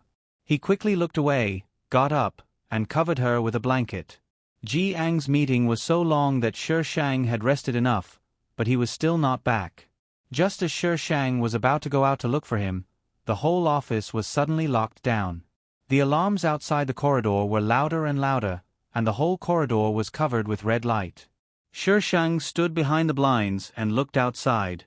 Soldiers with guns ran quickly through the corridor and headed in one direction. The alarms went on, and not long after, there were gunshots and screams. Something happened. Shi Shang took out his iron sword and cut open the office door. There was no one outside the office. The gunshots and screams came from the same direction. Shi Shang walked in that direction. On the way, he met many clerical staff who were screaming and running to the emergency exit. These people seemed to have seen something terrible. They were so scared that their faces were pale. Other than running and screaming, they did not know how to think. Ah! Bang!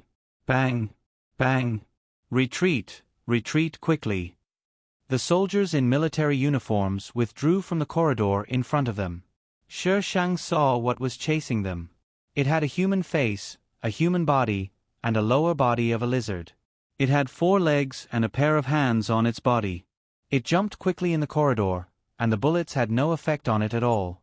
Shi Shang, he could even go to jail. That was enough. Can't you just let I go to jail in peace?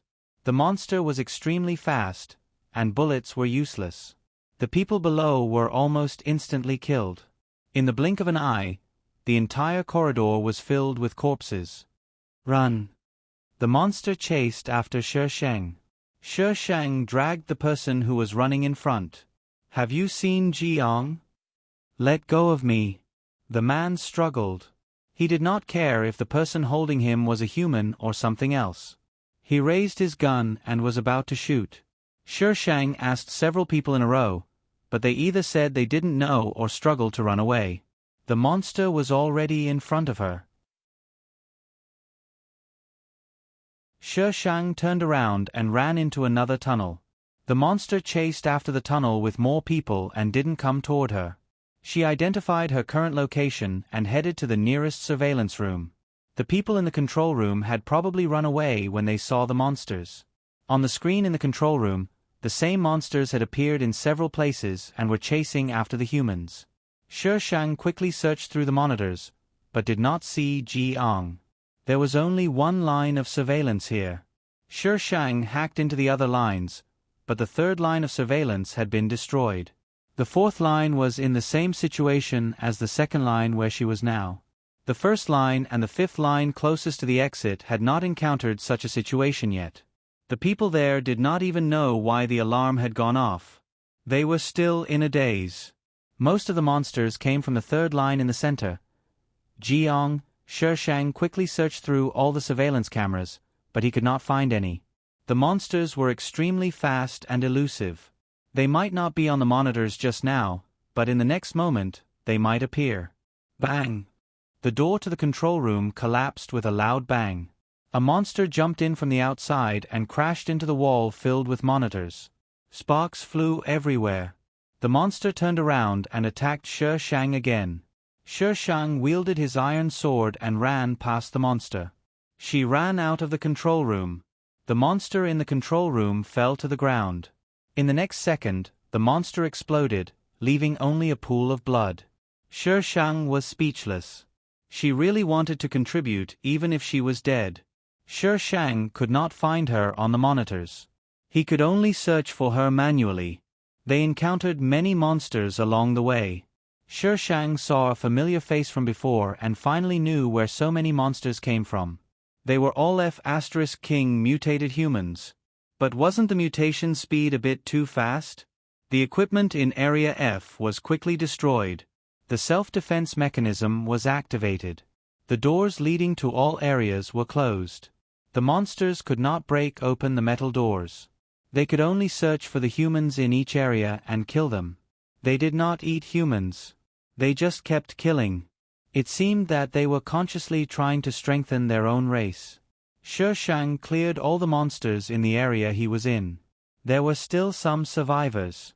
Seeing the monsters dead, they gathered around Shi Shang, trembling. No matter how powerful she was, at least she was a human. She was different from those monsters. These people were all wearing military uniforms, but not all of them had guns. Some of them were just doing clerical work or maintenance work. They were not as good as those with guns. What the hell is this? I have never seen such a strange creature. Is it from Earth? Why is there such a monster in Area F? Can we get out of here alive? Will someone come back to save us? It must be the work of those monsters. The third front has always been mysterious. We don't have permission to go to many places. The alarm also started from the third front. Who else could it be other than them? Shi Shang jumped over the blood and stood in a clean place. Have any of you seen Jiang? Colonel Ji, a soldier standing to the left of Shi Shang said, I heard that they were having a meeting. They should be trapped in the meeting room, right? Towards the end, the soldier hesitated. Were they trapped in the conference room or were they killed by the monsters? Where is the meeting room? Shi Shang looked at the soldier calmly. It is at the junction of the second front and the third front. The place closest to the third front. If those monsters came from the third front, the meeting room would be the first to suffer. How do we get there? This place was connected in all directions. Although it was divided according to the pentagonal route, there were many places in the middle. These were all connected corridors. It was easy to get lost without a map. The soldier widened his eyes and asked in disbelief, "You want to go there?" We are now at the junction of the second front and the third front. The meeting room is separated from the second front. The entire second front is full of monsters. How can we get through the second front safely? That's right, little girl. Don't take it too hard. We are quite safe here. Let's wait for help. Colonel G is very powerful. He will come to save us.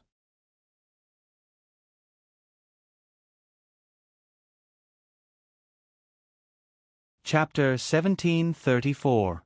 Shi Shang ignored the survivors and walked towards the meeting room. The survivors struggled for a while, and 3 of them followed Shi Shang. All 3 of them had guns, so they were braver than the others. Little girl, how do we open this door? Soldier looked at the metal door in front of him and asked Shi Shang anxiously. Now that the whole F area was sealed, there were metal doors like this one at regular intervals. This metal door had never been used, but it was repaired every once in a while, as if it was prepared for today's disaster. Cut it open. Shi Shang waved the iron sword in his hand and answered matter-of-factly. The 3 of them looked at the iron sword at the same time. It didn't take much effort for the sword to cut the monster. In fact, it was very easy. Wait a minute. Soldier B shouted. There are survivors behind us. If we cut the door open, what about them? Shi Shang looked at him in confusion. What does it have to do with me? As soon as he finished speaking, the iron sword cut through the middle of the metal door. A monster on the other side of the metal door rushed over. Shi Shang quickly killed it and went to the other side. The 3 soldiers looked at the broken metal door and didn't know what to say for a while. There were many monsters and survivors. As Shi Shang walked, a small group of people gathered behind her. Some people also questioned why Shi Shang didn't save them. Shi Shang only responded with a sarcastic expression. She couldn't even protect herself, so how could she save others? She was crazy. Besides, she couldn't find the person she was looking for. How could she be in the mood to be a good person? Bah, she was not a good person. These people questioned her for being cold-blooded and heartless, but they had to follow her. Some people were like this. They were under the protection of others, but they still wanted to criticize others. Shi Shang found a mobile phone and a floor plan of the F area in a room. The phone still had 50% battery. Jiang had a mobile phone, but she didn't know his private number. She called a marked number on the phone, but no one answered. It should be a work number. With the floor plan, Shi Shang moved faster. The people behind her almost had to run to keep up. She only went through the passage and killed the monsters she encountered. She didn't care about the hidden monsters at all. Walking at the back would make it easy for them to be ambushed. The group grew and shrank again. Hey, can you slow down a bit? Someone couldn't keep up with the Shi Shang and shouted. Shi Shang was standing in front of a metal door, ready to smash it. Hearing the voice, he turned around and looked at the person who spoke. It was the person who had called him cold-blooded and heartless. Shi Shang retorted, "Am I your ancestor or your ancestor? Why should I match your speed? Besides, did I ask you to follow me? Did I beg you to follow me? Idiot." That person choked, unable to speak again. Shi Shang raised his hand and split open the metal door. A person appeared on the other side. He was about to smash the door with something, but when he saw that it was a person, he couldn't stop himself and smashed the thing down. Shi Shang raised his sword to block the attack and kicked his opponent. The man was sent flying, and a monster suddenly appeared behind him. Just as it was about to bite the man, a series of gunshots rang out from another tunnel. 222, bullets were fired, and the entire tunnel was filled with echoes. The monster was forced to retreat and disappeared in the tunnel. The person who was kicked by Shi Shang stood up. It was none other than Captain Hu had trained them before. The person who had saved Captain Hu was none other than the female lead, Ling Yun. Ling Yun was wearing a white hospital gown. Her sleeves were torn by something, and her body was mottled with blood. She looked battered and exhausted. Ling Yun and a few men in military uniform were the ones who had fired the shots just now. "Someone's here. It's Captain Hu. Captain Hu, Captain Hu." Someone behind Shi Shang recognized Captain Hu and quickly surrounded him. Captain Hu was kicked by Shi Shang, but it was only a superficial wound. He was a little surprised to see so many people. "Are you all okay?" We're fine. "Captain Hu, are you okay? Are you the only ones left? What are these things?" Everyone was asking questions at the same time. Captain Hu didn't have that many questions. "Did you see Colonel G?" Everyone stopped talking and shook their heads. "Alright, that girl is also looking for Colonel G." Someone pointed at Shi Shang behind them. Captain Hu looked over. He remembered this girl. She was the one who had been slacking off during the training. The latter was slowly walking towards them. Ling Yun was a little nervous. She grabbed her gun tightly. Shi Shang quickly weighed the pros and cons. The female lead was definitely not going to die. Instead of wasting time, it was better to find Ji Ong first. She looked straight ahead and walked past them to the next metal door.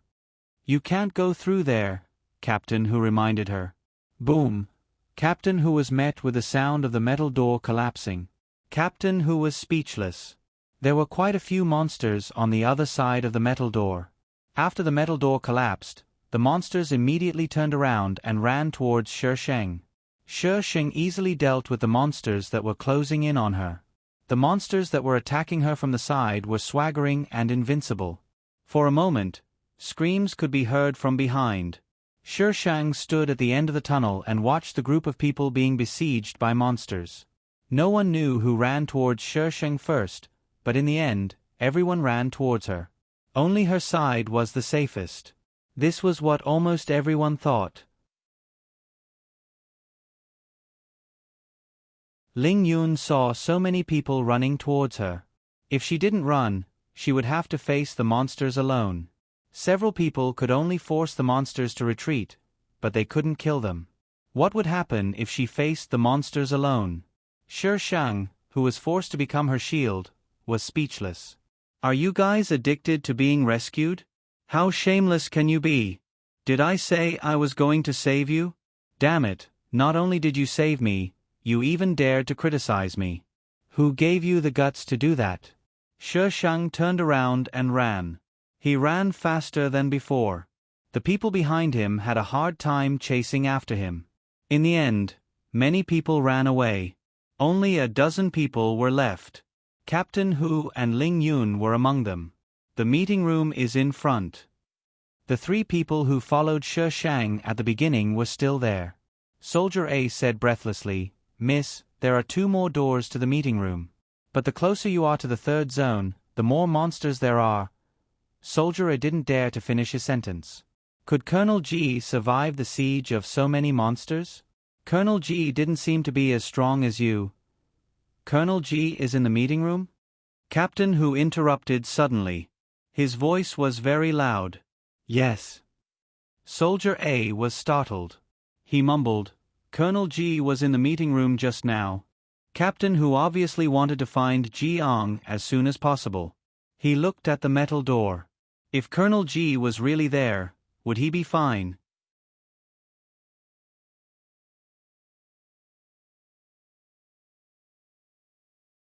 Chapter 1735. To Shi Shang's disappointment, Ji Ong was nowhere to be found. The entire conference room was covered in blood, which meant that many people had been attacked. Shi Shang stood in the middle of the conference room, staring at the blood on the floor. The blood formed a distorted image in her eyes. Where could he have gone? What would she have done if she had encountered this? What would she have done? Shi Shang's eyes lit up. He must have gone back to look for her. Shi Shang turned around and left the conference room. The others were confused, but they had no choice but to follow Shi Shang. Shi Shang returned to Ji Ang's office in no time. The office was the same as when she left. Jiang was not there. She could pass through so many defense lines so easily, but Jiang could not. The front line is right in front of us. We can leave this place as long as we pass through it. Why are we still here? Someone whispered to the person next to him. We can't open those metal doors. You want to pass through the front line if she doesn't leave? You wish. Someone sneered. This time, he was on Shi Shang's side. I was just saying. The person whispered. Isn't it more important to get out of here?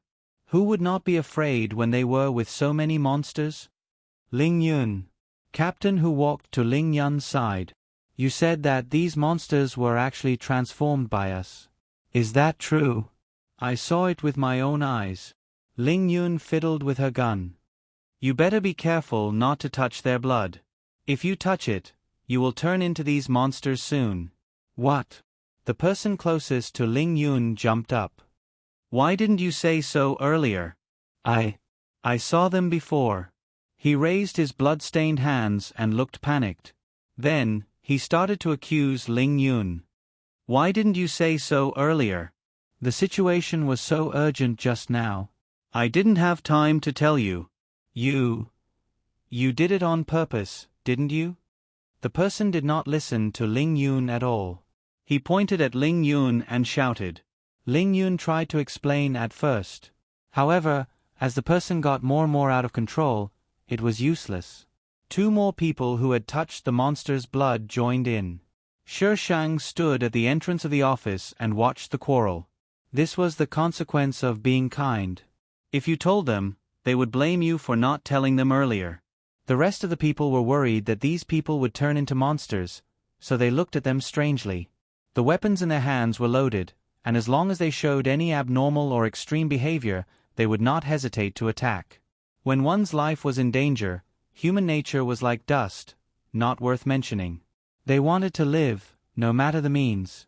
Shi Shang ignored the quarreling people and left the office to find the broadcasting room. Even if some of the lines were destroyed, there should be emergency lines.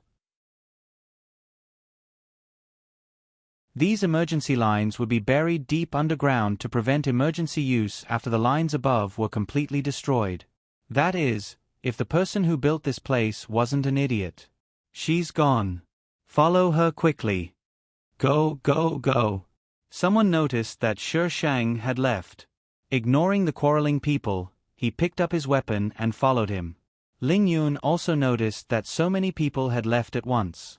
Seeing the direction they left, she quickly gave Captain Hu a look.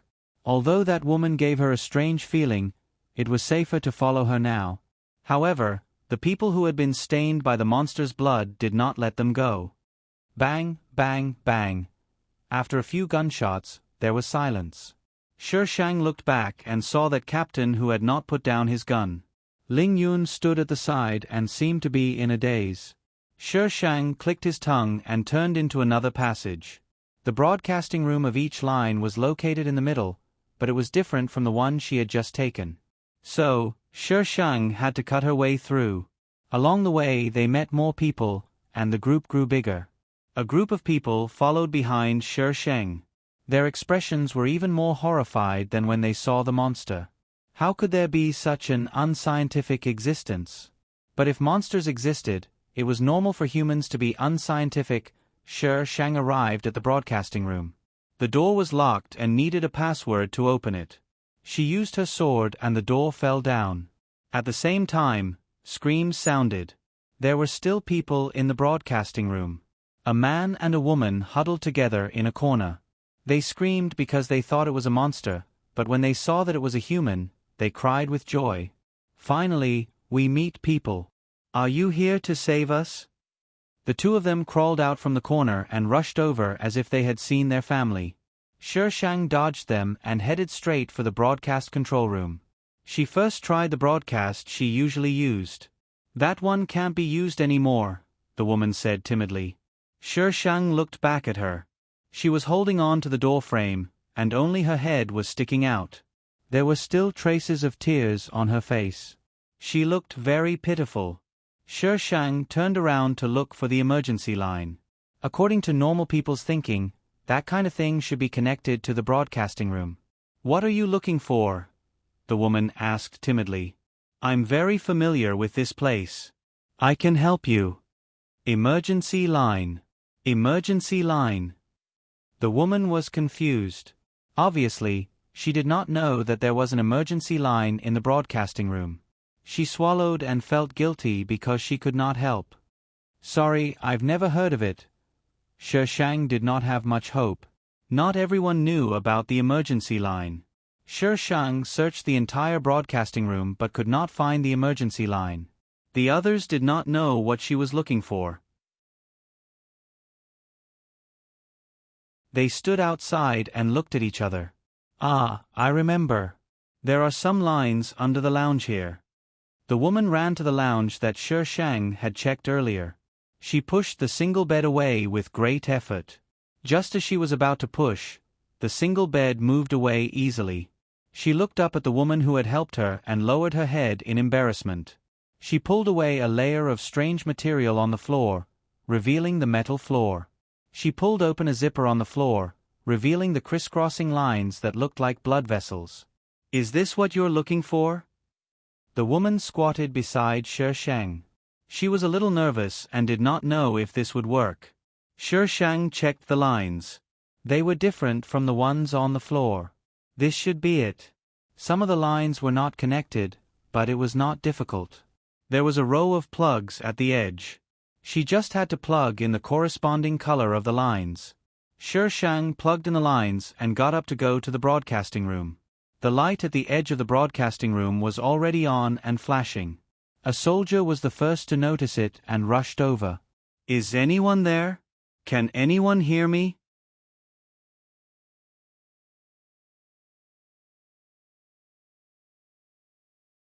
Chapter 1736. Shi Shang pushed him away. The soldier was about to scold him, but when he saw Shi Shang, he felt as if his throat was being choked. He walked away angrily.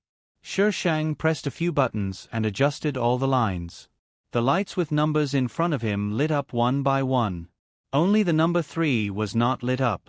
These lights proved that the broadcast could reach the place. Shi Shang took out the phone from before and looked at it. There was no signal. She pressed the button in front of her and held the microphone in front of her.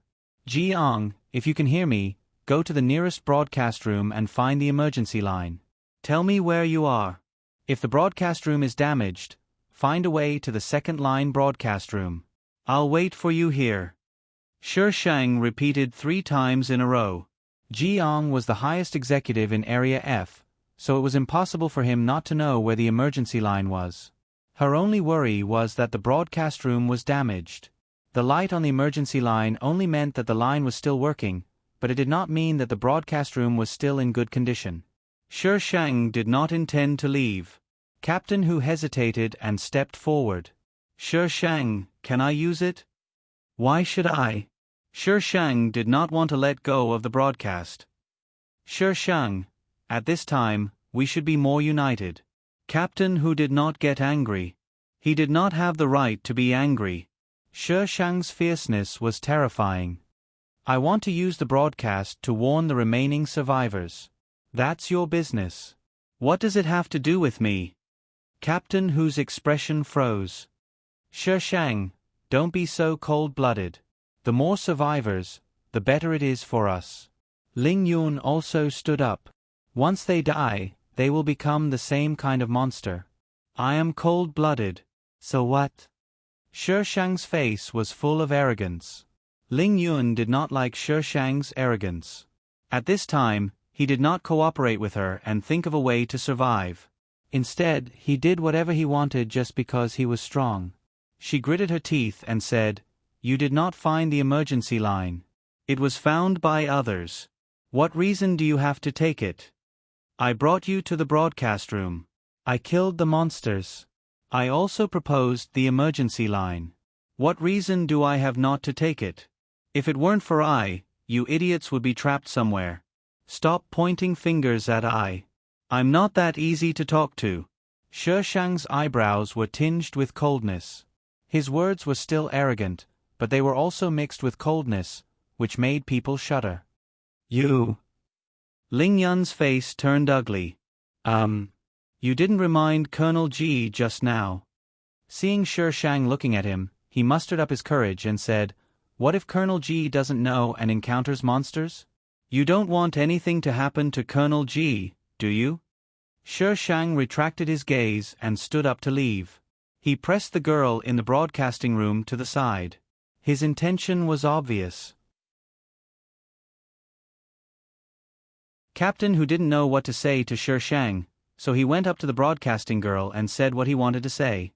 In the crowd, the person who spoke just now had his back soaked in cold sweat. He was really afraid of angering her. Impressive. The person beside him bumped into him. That person wiped the sweat off his forehead. I think if you talk to her nicely, she'll be very reasonable. The more you talk back to her, the colder she'll be. Some people were amenable to coaxing but not coercion. No matter how reasonable you were, she wouldn't listen to you if you used coercion. However, if you used a soft approach, she would listen to you even if you didn't make any sense. I didn't see her being reasonable. The person next to him trembled. He only saw her cutting the monsters as if they were carrots. She looked indifferent and arrogant. Speaking of which, who is she? I don't know. She's wearing a prisoner's uniform. She should be from Area A, right? I heard that Captain Lei brought a female prisoner in, but Colonel Ji saw her and took her away. She should be the one, right? A female prisoner. Were all female prisoners so powerful now? The broadcasting girl quickly broadcast what Captain Hu wanted to say in a sweet voice. Shi Shang was holding sunflower seeds and sitting on the table next to him. One of his legs was bent, stepping on the table, and the other was hanging below. He looked a bit like a hooligan. Ling Yun stood behind Captain Hu and looked at Shi Shang strangely. She was so strong. Why didn't she beat her last time? Was she pretending? If she was really faking it, then her acting skills were too good.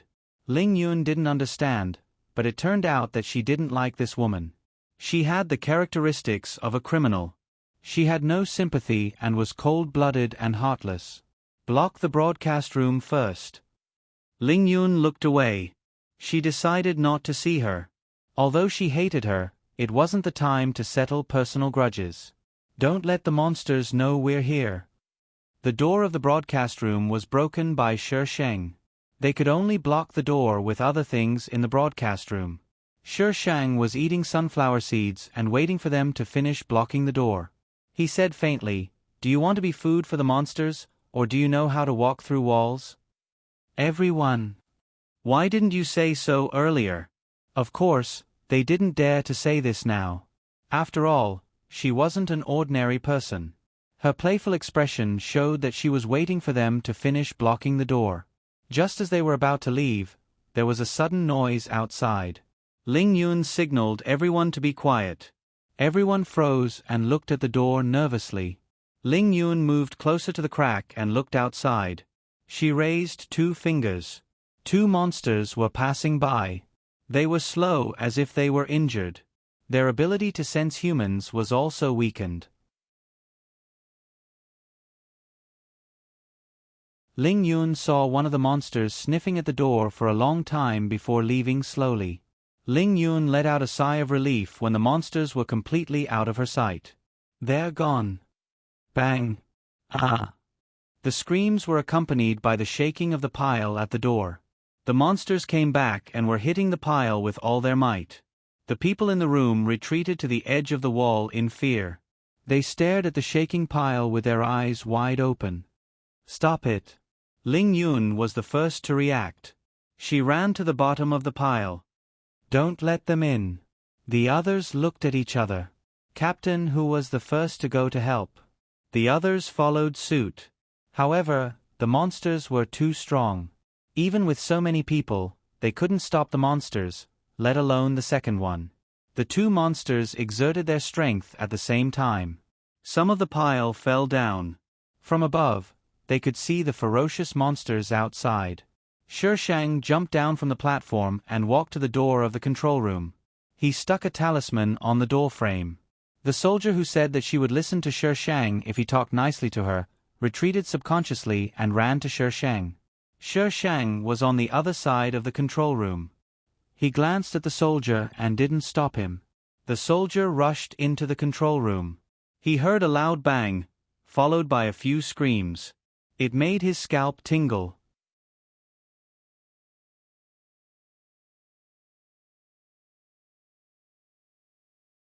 Chapter 1737. Two monsters entered the room and swung their tails. Several people fell to the ground. Intense gunshots were heard and bullets flew around the room. Some of the bullets were aimed at Sher Shang, but they couldn't penetrate the room as if they hit an invisible barrier. There were only 3 people in the room: Sher Shang, the broadcasting girl, and the soldier who came in later. Sher Shang remembered him. He was one of the 3 people who followed him from the beginning. Unfortunately, the other 2 were dead. He was the only one left. His name was Li Kun. Help, help. Ah! The broadcasting girl was trembling in fear. Li Kun didn't look good either. He wanted to rush out, but he was afraid. He didn't know what to do. Sher Shang was the only one who leaned against the wall lazily. He was eating sunflower seeds and watching the scene outside. It was as if it was a good show and not a one-sided massacre by monsters. Seeing that there were fewer and fewer people outside, a figure appeared outside the door. It was a very good-looking young man. It was none other than the male lead who had been missing for a long time. The young man fired a shot at one of the monsters. What came out of the gun was not a bullet, but a needle-like object that pierced into the monster's neck. The monster bared its teeth and screamed silently. Then, it pulled the needle off with its hand and threw it to the ground. Its tail swept towards the young man who fired the shot. The young man was hit by the tail and flew towards Ling Yun in the room. Ling Yun quickly helped him up and hid in the corner. After the monster attacked the young man, its body began to shake and fell to the ground. The other monster seemed to be angered by this and attacked them even more crazily. Ling Yun took the gun from the young man. Under the cover of Captain Hu, she reached the monster and aimed the gun at it. The monster's weakest part was its neck. However, the monster was leaning against the lizard's lower body. Its neck was raised high and was shaking. It wasn't easy to hit it. Shoot it, Captain Hu urged Ling Yun. Ling Yun's forehead was full of cold sweat. When the monster turned around, she pulled the trigger. The needle brushed past the monster and shot into the ceiling. The monster was attracted by Ling Yun and swung its tail at her. Ling Yun aimed the gun at the monster again and pulled the trigger. When she was hit, the needle also shot into the monster's neck. The monster's body fell to the ground. The room returned to an eerie silence. Ling Yun crawled up from the ground. There were only 6 survivors. The rest were all dead. Along the way, they had seen too many deaths. They had also experienced this scene before, but it was still unbearable to watch. These were all people who had spoken to them before. Some people looked towards the Sher Shang's location. Just now, some people had gone there to ask for help, but the people inside didn't care at all. They just watched as they were slaughtered by the monsters. However, no one was disappointed. She had always been like this. When a person was cold-blooded from the beginning to the end, no matter how cold-blooded he was next, it wouldn't be unacceptable. But when a person started to be kind and then stopped being kind, that person would be wicked beyond redemption and leave someone in the lurch. No amount of kindness could overcome evil. Chop off their heads. The young man's voice broke the silence, and all eyes focused on the young man. The young man was injured earlier, and his face was pale. He glanced at the ground. Otherwise, they will also become these monsters. Let's throw them out. The young man glanced at the man and walked over to the corpses. He picked up a thin piece of metal from the ground and cut off the head skillfully. Not a single drop of blood splashed onto him. Everyone, ugh. Some people couldn't take it anymore and vomited. but they hadn't eaten or rested for almost 24 hours. How could they vomit anything? Ling Yun knew that the young man was telling the truth. She stepped forward to help. Although it was disgusting, she resisted the urge to vomit and helped the young man remove the heads of all the corpses. The people behind her also joined in the end. The whole room was filled with blood. What about them? Captain Hu pointed at the two monsters in the room. The young man took out a knife and stabbed it into the monster's chest where its heart was.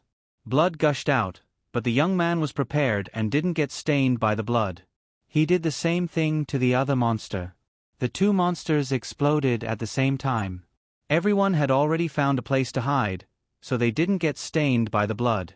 The young man came out from the dark and picked up the gun that Ling Yun had thrown to the ground. He glanced at the Shi Shang from the corner of his eyes. He stood up straight and looked through the transparent screen at Shi Shang. Shi Shang was still munching on sunflower seeds. When he saw the young man's gaze, he only twitched the corner of his mouth. It wasn't clear whether he was mocking him or being polite. The young man retracted his gaze and walked out with his things. Min Dong. Ling Yun stopped him. Min Dong looked back at her. The smell of blood is too strong here. It's not safe. Ling Yun looked around and said a few words to Captain Hu. The two of them immediately followed Min Dong. Buzz, buzz, buzz. Is anyone there? Is anyone there? Just as they were about to walk out of the broadcast room, the radio that had been silent all this time suddenly rang out. Everyone stopped at the same time and looked towards the control room. Is anyone there? If there is, please speak. Yes. Yes, the radio girl replied subconsciously. That's great. Where are you? Was someone looking for Colonel G on the radio just now? Is that person still there? Colonel G is injured and needs first aid. Shi Shang pushed the radio girl aside and said concisely, Location. The safe room between the second and third lines. Go around the back of the conference room. There's a door inside. It's right there. Buzz buzz, buzz buzz. You need to, buzz buzz. The noise was getting louder and louder. Shi Shang looked at the flickering lights and guessed that they were in trouble. She turned around and removed the talisman. She quickly walked out of the broadcast room. Li Kun and the radio girl quickly followed her. Ling Yun and the others were still waiting at the door. Captain Hu heard it too. When Shi Shang came out, he immediately said, I'll go with you to find Colonel G. You better not follow me. I won't be responsible if you die. Shi Shang walked past them quickly. His voice was even colder. Captain Hu hesitated and said to Ling Yun, I'm going to find Colonel G. You guys find a place to hide first. Captain Hu, there are the most monsters at the intersection of the second and third lines. Ling Yun reminded him. I know, but Colonel G is there. I have to go there. Captain Hu was very firm. Be careful. Go forward from here. Turn left and walk for about 100 meters. There's an ammunition depot there. You can try your luck there. Captain Hu caught up with Shi Shang. Li Kun followed without any hesitation. As long as he was fast enough, he wouldn't be attacked by the monsters. The radio girl was a little hesitant. She looked around and finally followed them. The others looked at each other. They didn't know what to do now. Although they knew that they wouldn't get special treatment if they followed her, their chances of survival were obviously much higher.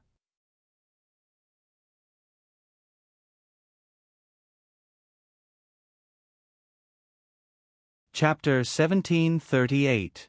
It was the third day after Area F fell.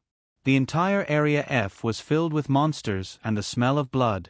A group of people was rushing out of the exit of Area F. This group of people was Shi Shang. He found Ji Ong in the safe room between the second and third lines. Ji Ong was shot, but fortunately, his life was not in danger. Of course, Shi Shang would not stay in that damned place any longer. He rushed out with his men. Zhang Shishing, there's a car. Li Kun pointed at the car parked outside of Area F. I'll get it. Ji Ong was being carried by Shi Sheng. His face was pale, but he seemed to be in good spirits. He whispered into Shi Shang's ear, "Can you put me down? I'm fine now." He was a colonel. How could he be carried by a little girl like this? How would the soldiers behind him look at him? Li Kun drove a truck and stopped in front of Shi Shang. Shi Shang opened the door and put Jiang in first. Then, he got in himself. The people behind didn't need to be shouted as they quickly got into the truck behind. "Colonel, do you need guns and ammunition?" Someone stood in front of the window and asked Jiang. Jiang glanced at the exit of Area F. "It's too late. Let's go."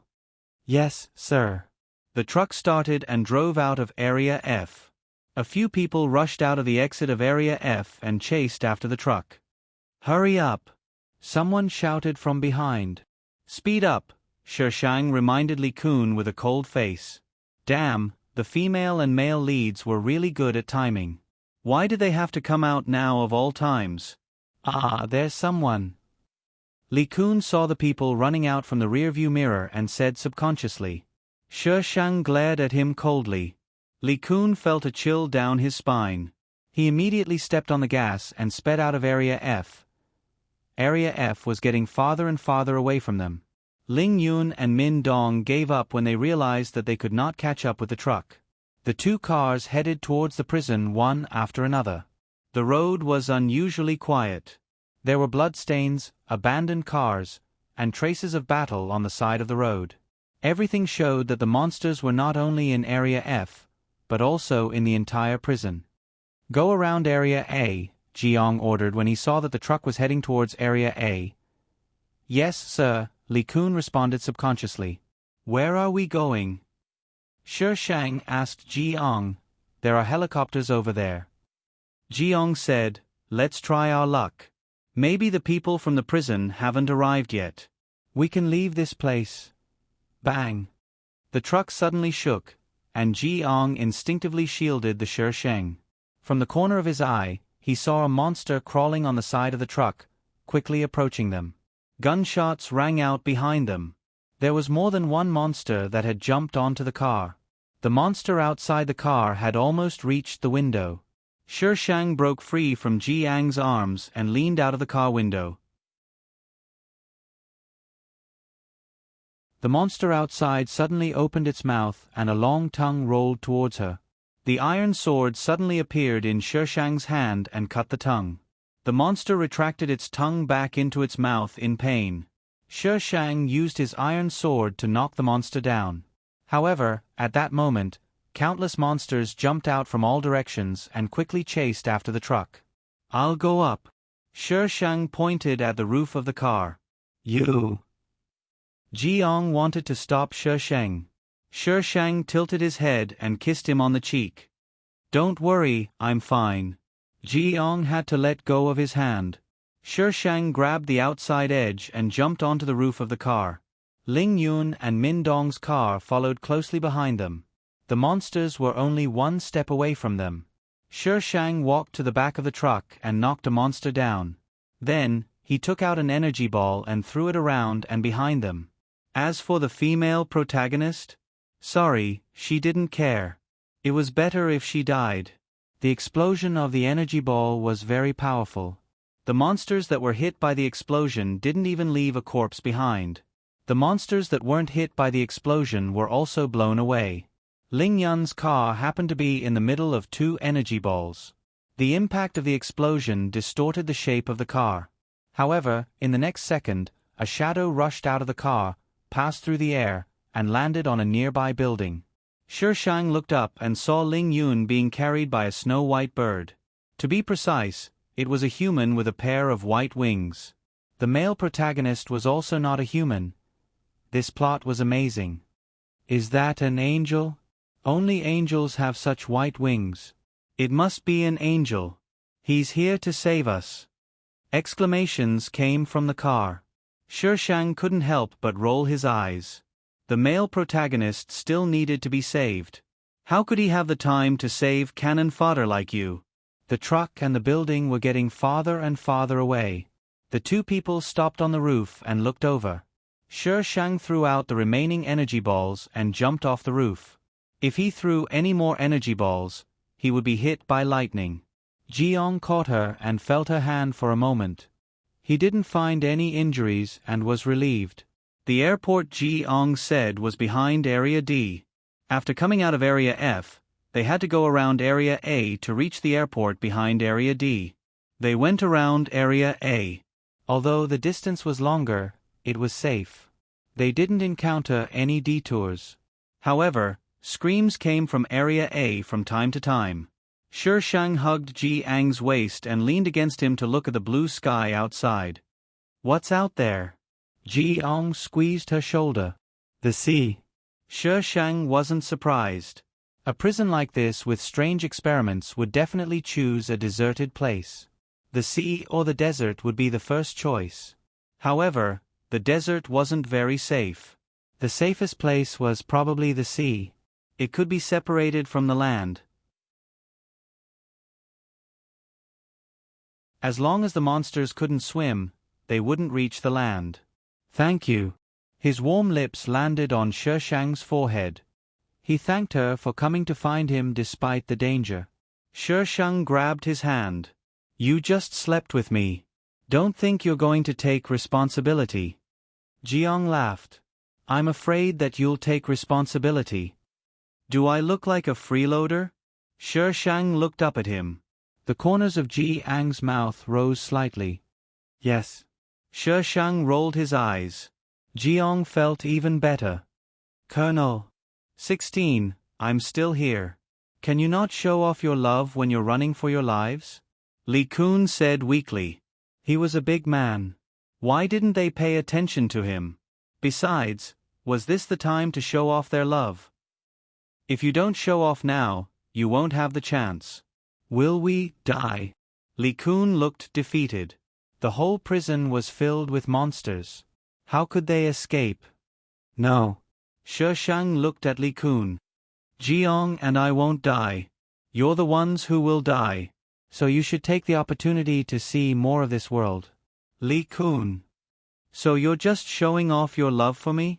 You've really put in a lot of effort to show off your love before you die." Li Kun didn't doubt Shishang's words. Along the way, everyone was exhausted, and desperate. She was the only one who maintained her composure from the beginning to the end. Even though she was wearing a prisoner's uniform, she still exuded a different aura. As the saying goes, clothes make the man, just like horses make the saddle. However, even though some people dressed up as beggars, they still had a superior aura. They didn't need to deliberately show it. #hashtag today's ticket for Cholan Wei #hashtag it's the end of the month, cuties. You can vote for the monthly ticket in your pocket. It's a waste to keep it. 233,333 #.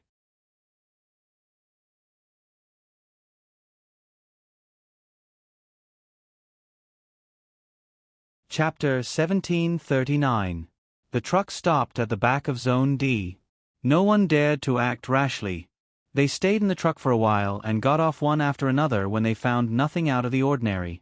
Shishang jumped out of the truck and stood beside the truck, looking at the empty airport in the distance. There was no helicopter in sight. "Your helicopter is gone." Jeong jumped out of the truck. The people in the truck gathered around him vigilantly. Although Captain who didn't like Shishang, he was very loyal to Jeong. He would go back to find Jeong even if it meant death. Shishang saw how loyal he was to Jeong. As long as he didn't cause trouble for him, he would turn a blind eye. "Colonel, the helicopters are gone."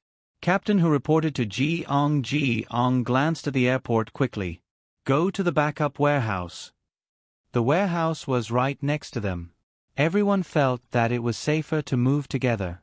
Everyone retreated in the direction of the warehouse. However, when they arrived at the warehouse, they were dumbfounded. The helicopters were still there, but all of them had been destroyed. The destruction was very precise. It was obvious that it was done by someone. F***ck, these bastards. Captain who scolded. Mother ***, they're trying to leave us here to become food for the monsters. "Colonel." Jeong raised his hand to signal them to be quiet. Check all the helicopters. These people were furious, but it was useless to be angry now. They could only do as Jiang said and check all the helicopters. Jiang fumbled in his trouser pocket and found nothing. Just as he was disappointed, a cigarette and a lighter suddenly appeared in front of him. Jiang regained his devilish look. He opened his mouth and looked at Shi Sheng. Shi Sheng shoved it into his mouth rudely and lit the cigarette. "You're still showing off." The latter narrowed his eyes and took a deep breath. The flame on the cigarette made a light sound. He took the cigarette between his index and middle fingers and pulled Shi Sheng into his arms. His breath that had a faint smell of smoke blew on Shi Sheng's neck. "You said it yourself. If we don't show off our love now, we won't have another chance. We have to enjoy ourselves while we can." "Are you afraid?" "What am I afraid of?" Jiang asked. "Death." Jiang lowered his head and looked at the cigarette in his hand. Wisps of green smoke curled up, bringing with it a faint fragrance that was fascinating. Just like the young girl in his arms, that kind of temptation was enough to excite him with just a thought. "I'm scared that you'll leave." This was the first time he was so afraid of something. This was the first time he was so afraid of losing someone. This was the first time someone had occupied such an important position in his heart. "I'll take you with me, no matter where we go." Jiang tilted his head to look at her. The girl's face was pretty, and she had a faint smile on her face. His figure was reflected in her eyes, and everything around him seemed to turn into nothingness. Confusion flashed through his eyes. He didn't know why, but he felt a sense of familiarity. He tightened his grip on Shi Sheng's waist. No matter what, he would not let go of her. None of the helicopters could be used. All of them had been destroyed, and the fuel had been used up. The person who did this might have been trying to prevent the monsters from escaping, but at the same time, he had also cut off the lives of others. The helicopter was their last hope. If it couldn't be used, then they could only wait for death here. Can the communication equipment at the airport still be used? Jiang and a group of people sat in the open space of the backup warehouse to discuss. "We just checked it."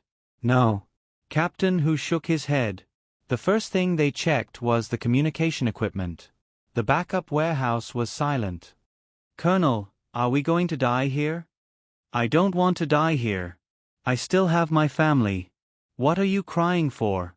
"Men bleed but not tears. We're not at the end of the road yet, and you're already acting like you're going to die. Don't cry." Captain Hu scolded loudly. Those who were affected by his emotions immediately sat up straight and didn't dare to speak again. Jiang put out the cigarette butt and said in a relaxed tone, "Since people have left, the people outside will definitely send people here. We'll face two outcomes. First, they'll save us. Second, they'll choose to bury us with those monsters." "No. No way." Someone was surprised. "We're all soldiers." Jiang looked at the person who spoke, and the corners of his mouth curved. "It's because you're a soldier that they can bury us with the monsters without any psychological pressure. Soldiers served the country and the people. The things on the island were too scary. In order to prevent these terrible things from being brought out, they would choose to let them die here together. In the end, it would only be a martyr's tombstone. It's still a question whether the people outside will send people here. Now we should think about how to survive. We can't just sit here and wait for death. Who knows when those monsters will come here?"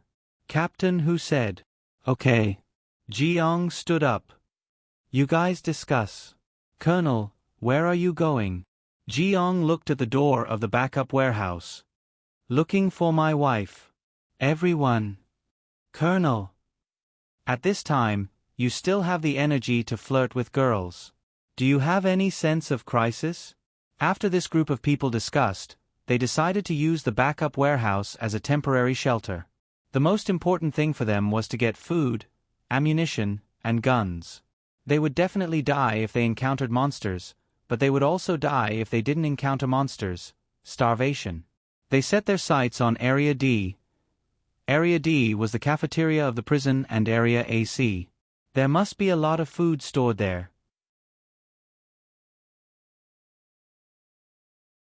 They were behind Area D, so it would be easier for them to enter Area D. After the discussion, it was time to take action. The buildings in Area D were facing away from the airport. From the airport, it looked like a very tall wall. If they wanted to climb over it, it would not only be a test of their ability, but also their physical strength. They found some tools in the backup warehouse and used them to enter Area D. Not only did this group of people bring back food, they also brought back a few prisoners. Among them, there was a familiar face. It was the male prison bully who was beaten up by Shi Sheng. "Why did you bring these prisoners back?" someone asked in confusion. Captain Hu gestured for everyone to go in and talk. The prison bully walked past Shi Sheng. He was probably surprised to see her here. He glanced at Jiang, who was standing beside Shi Sheng, and immediately snorted. "Women are so cool. You just need to open your legs and there's someone willing to protect you." Jiang made a move before Shi Sheng. He punched the prison bully in the stomach and knocked him down in a few moves. He took out a gun from his waist and pointed it at the prison bully. Captain Hu didn't have time to stop him.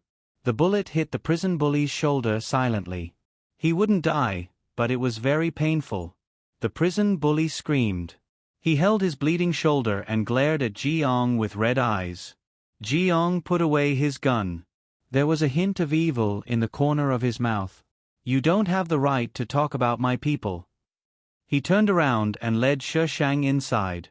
When Shi Sheng walked past him, he suggested sincerely, "If you don't like it, you can open your legs and ask the people here who are willing to *CKU.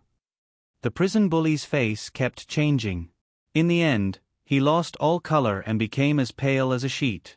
The pain didn't give him time to think about anything else. You're tuning in to the Narrate and Escape YouTube channel. Don't forget to subscribe and join us on this journey to catch the most captivating stories.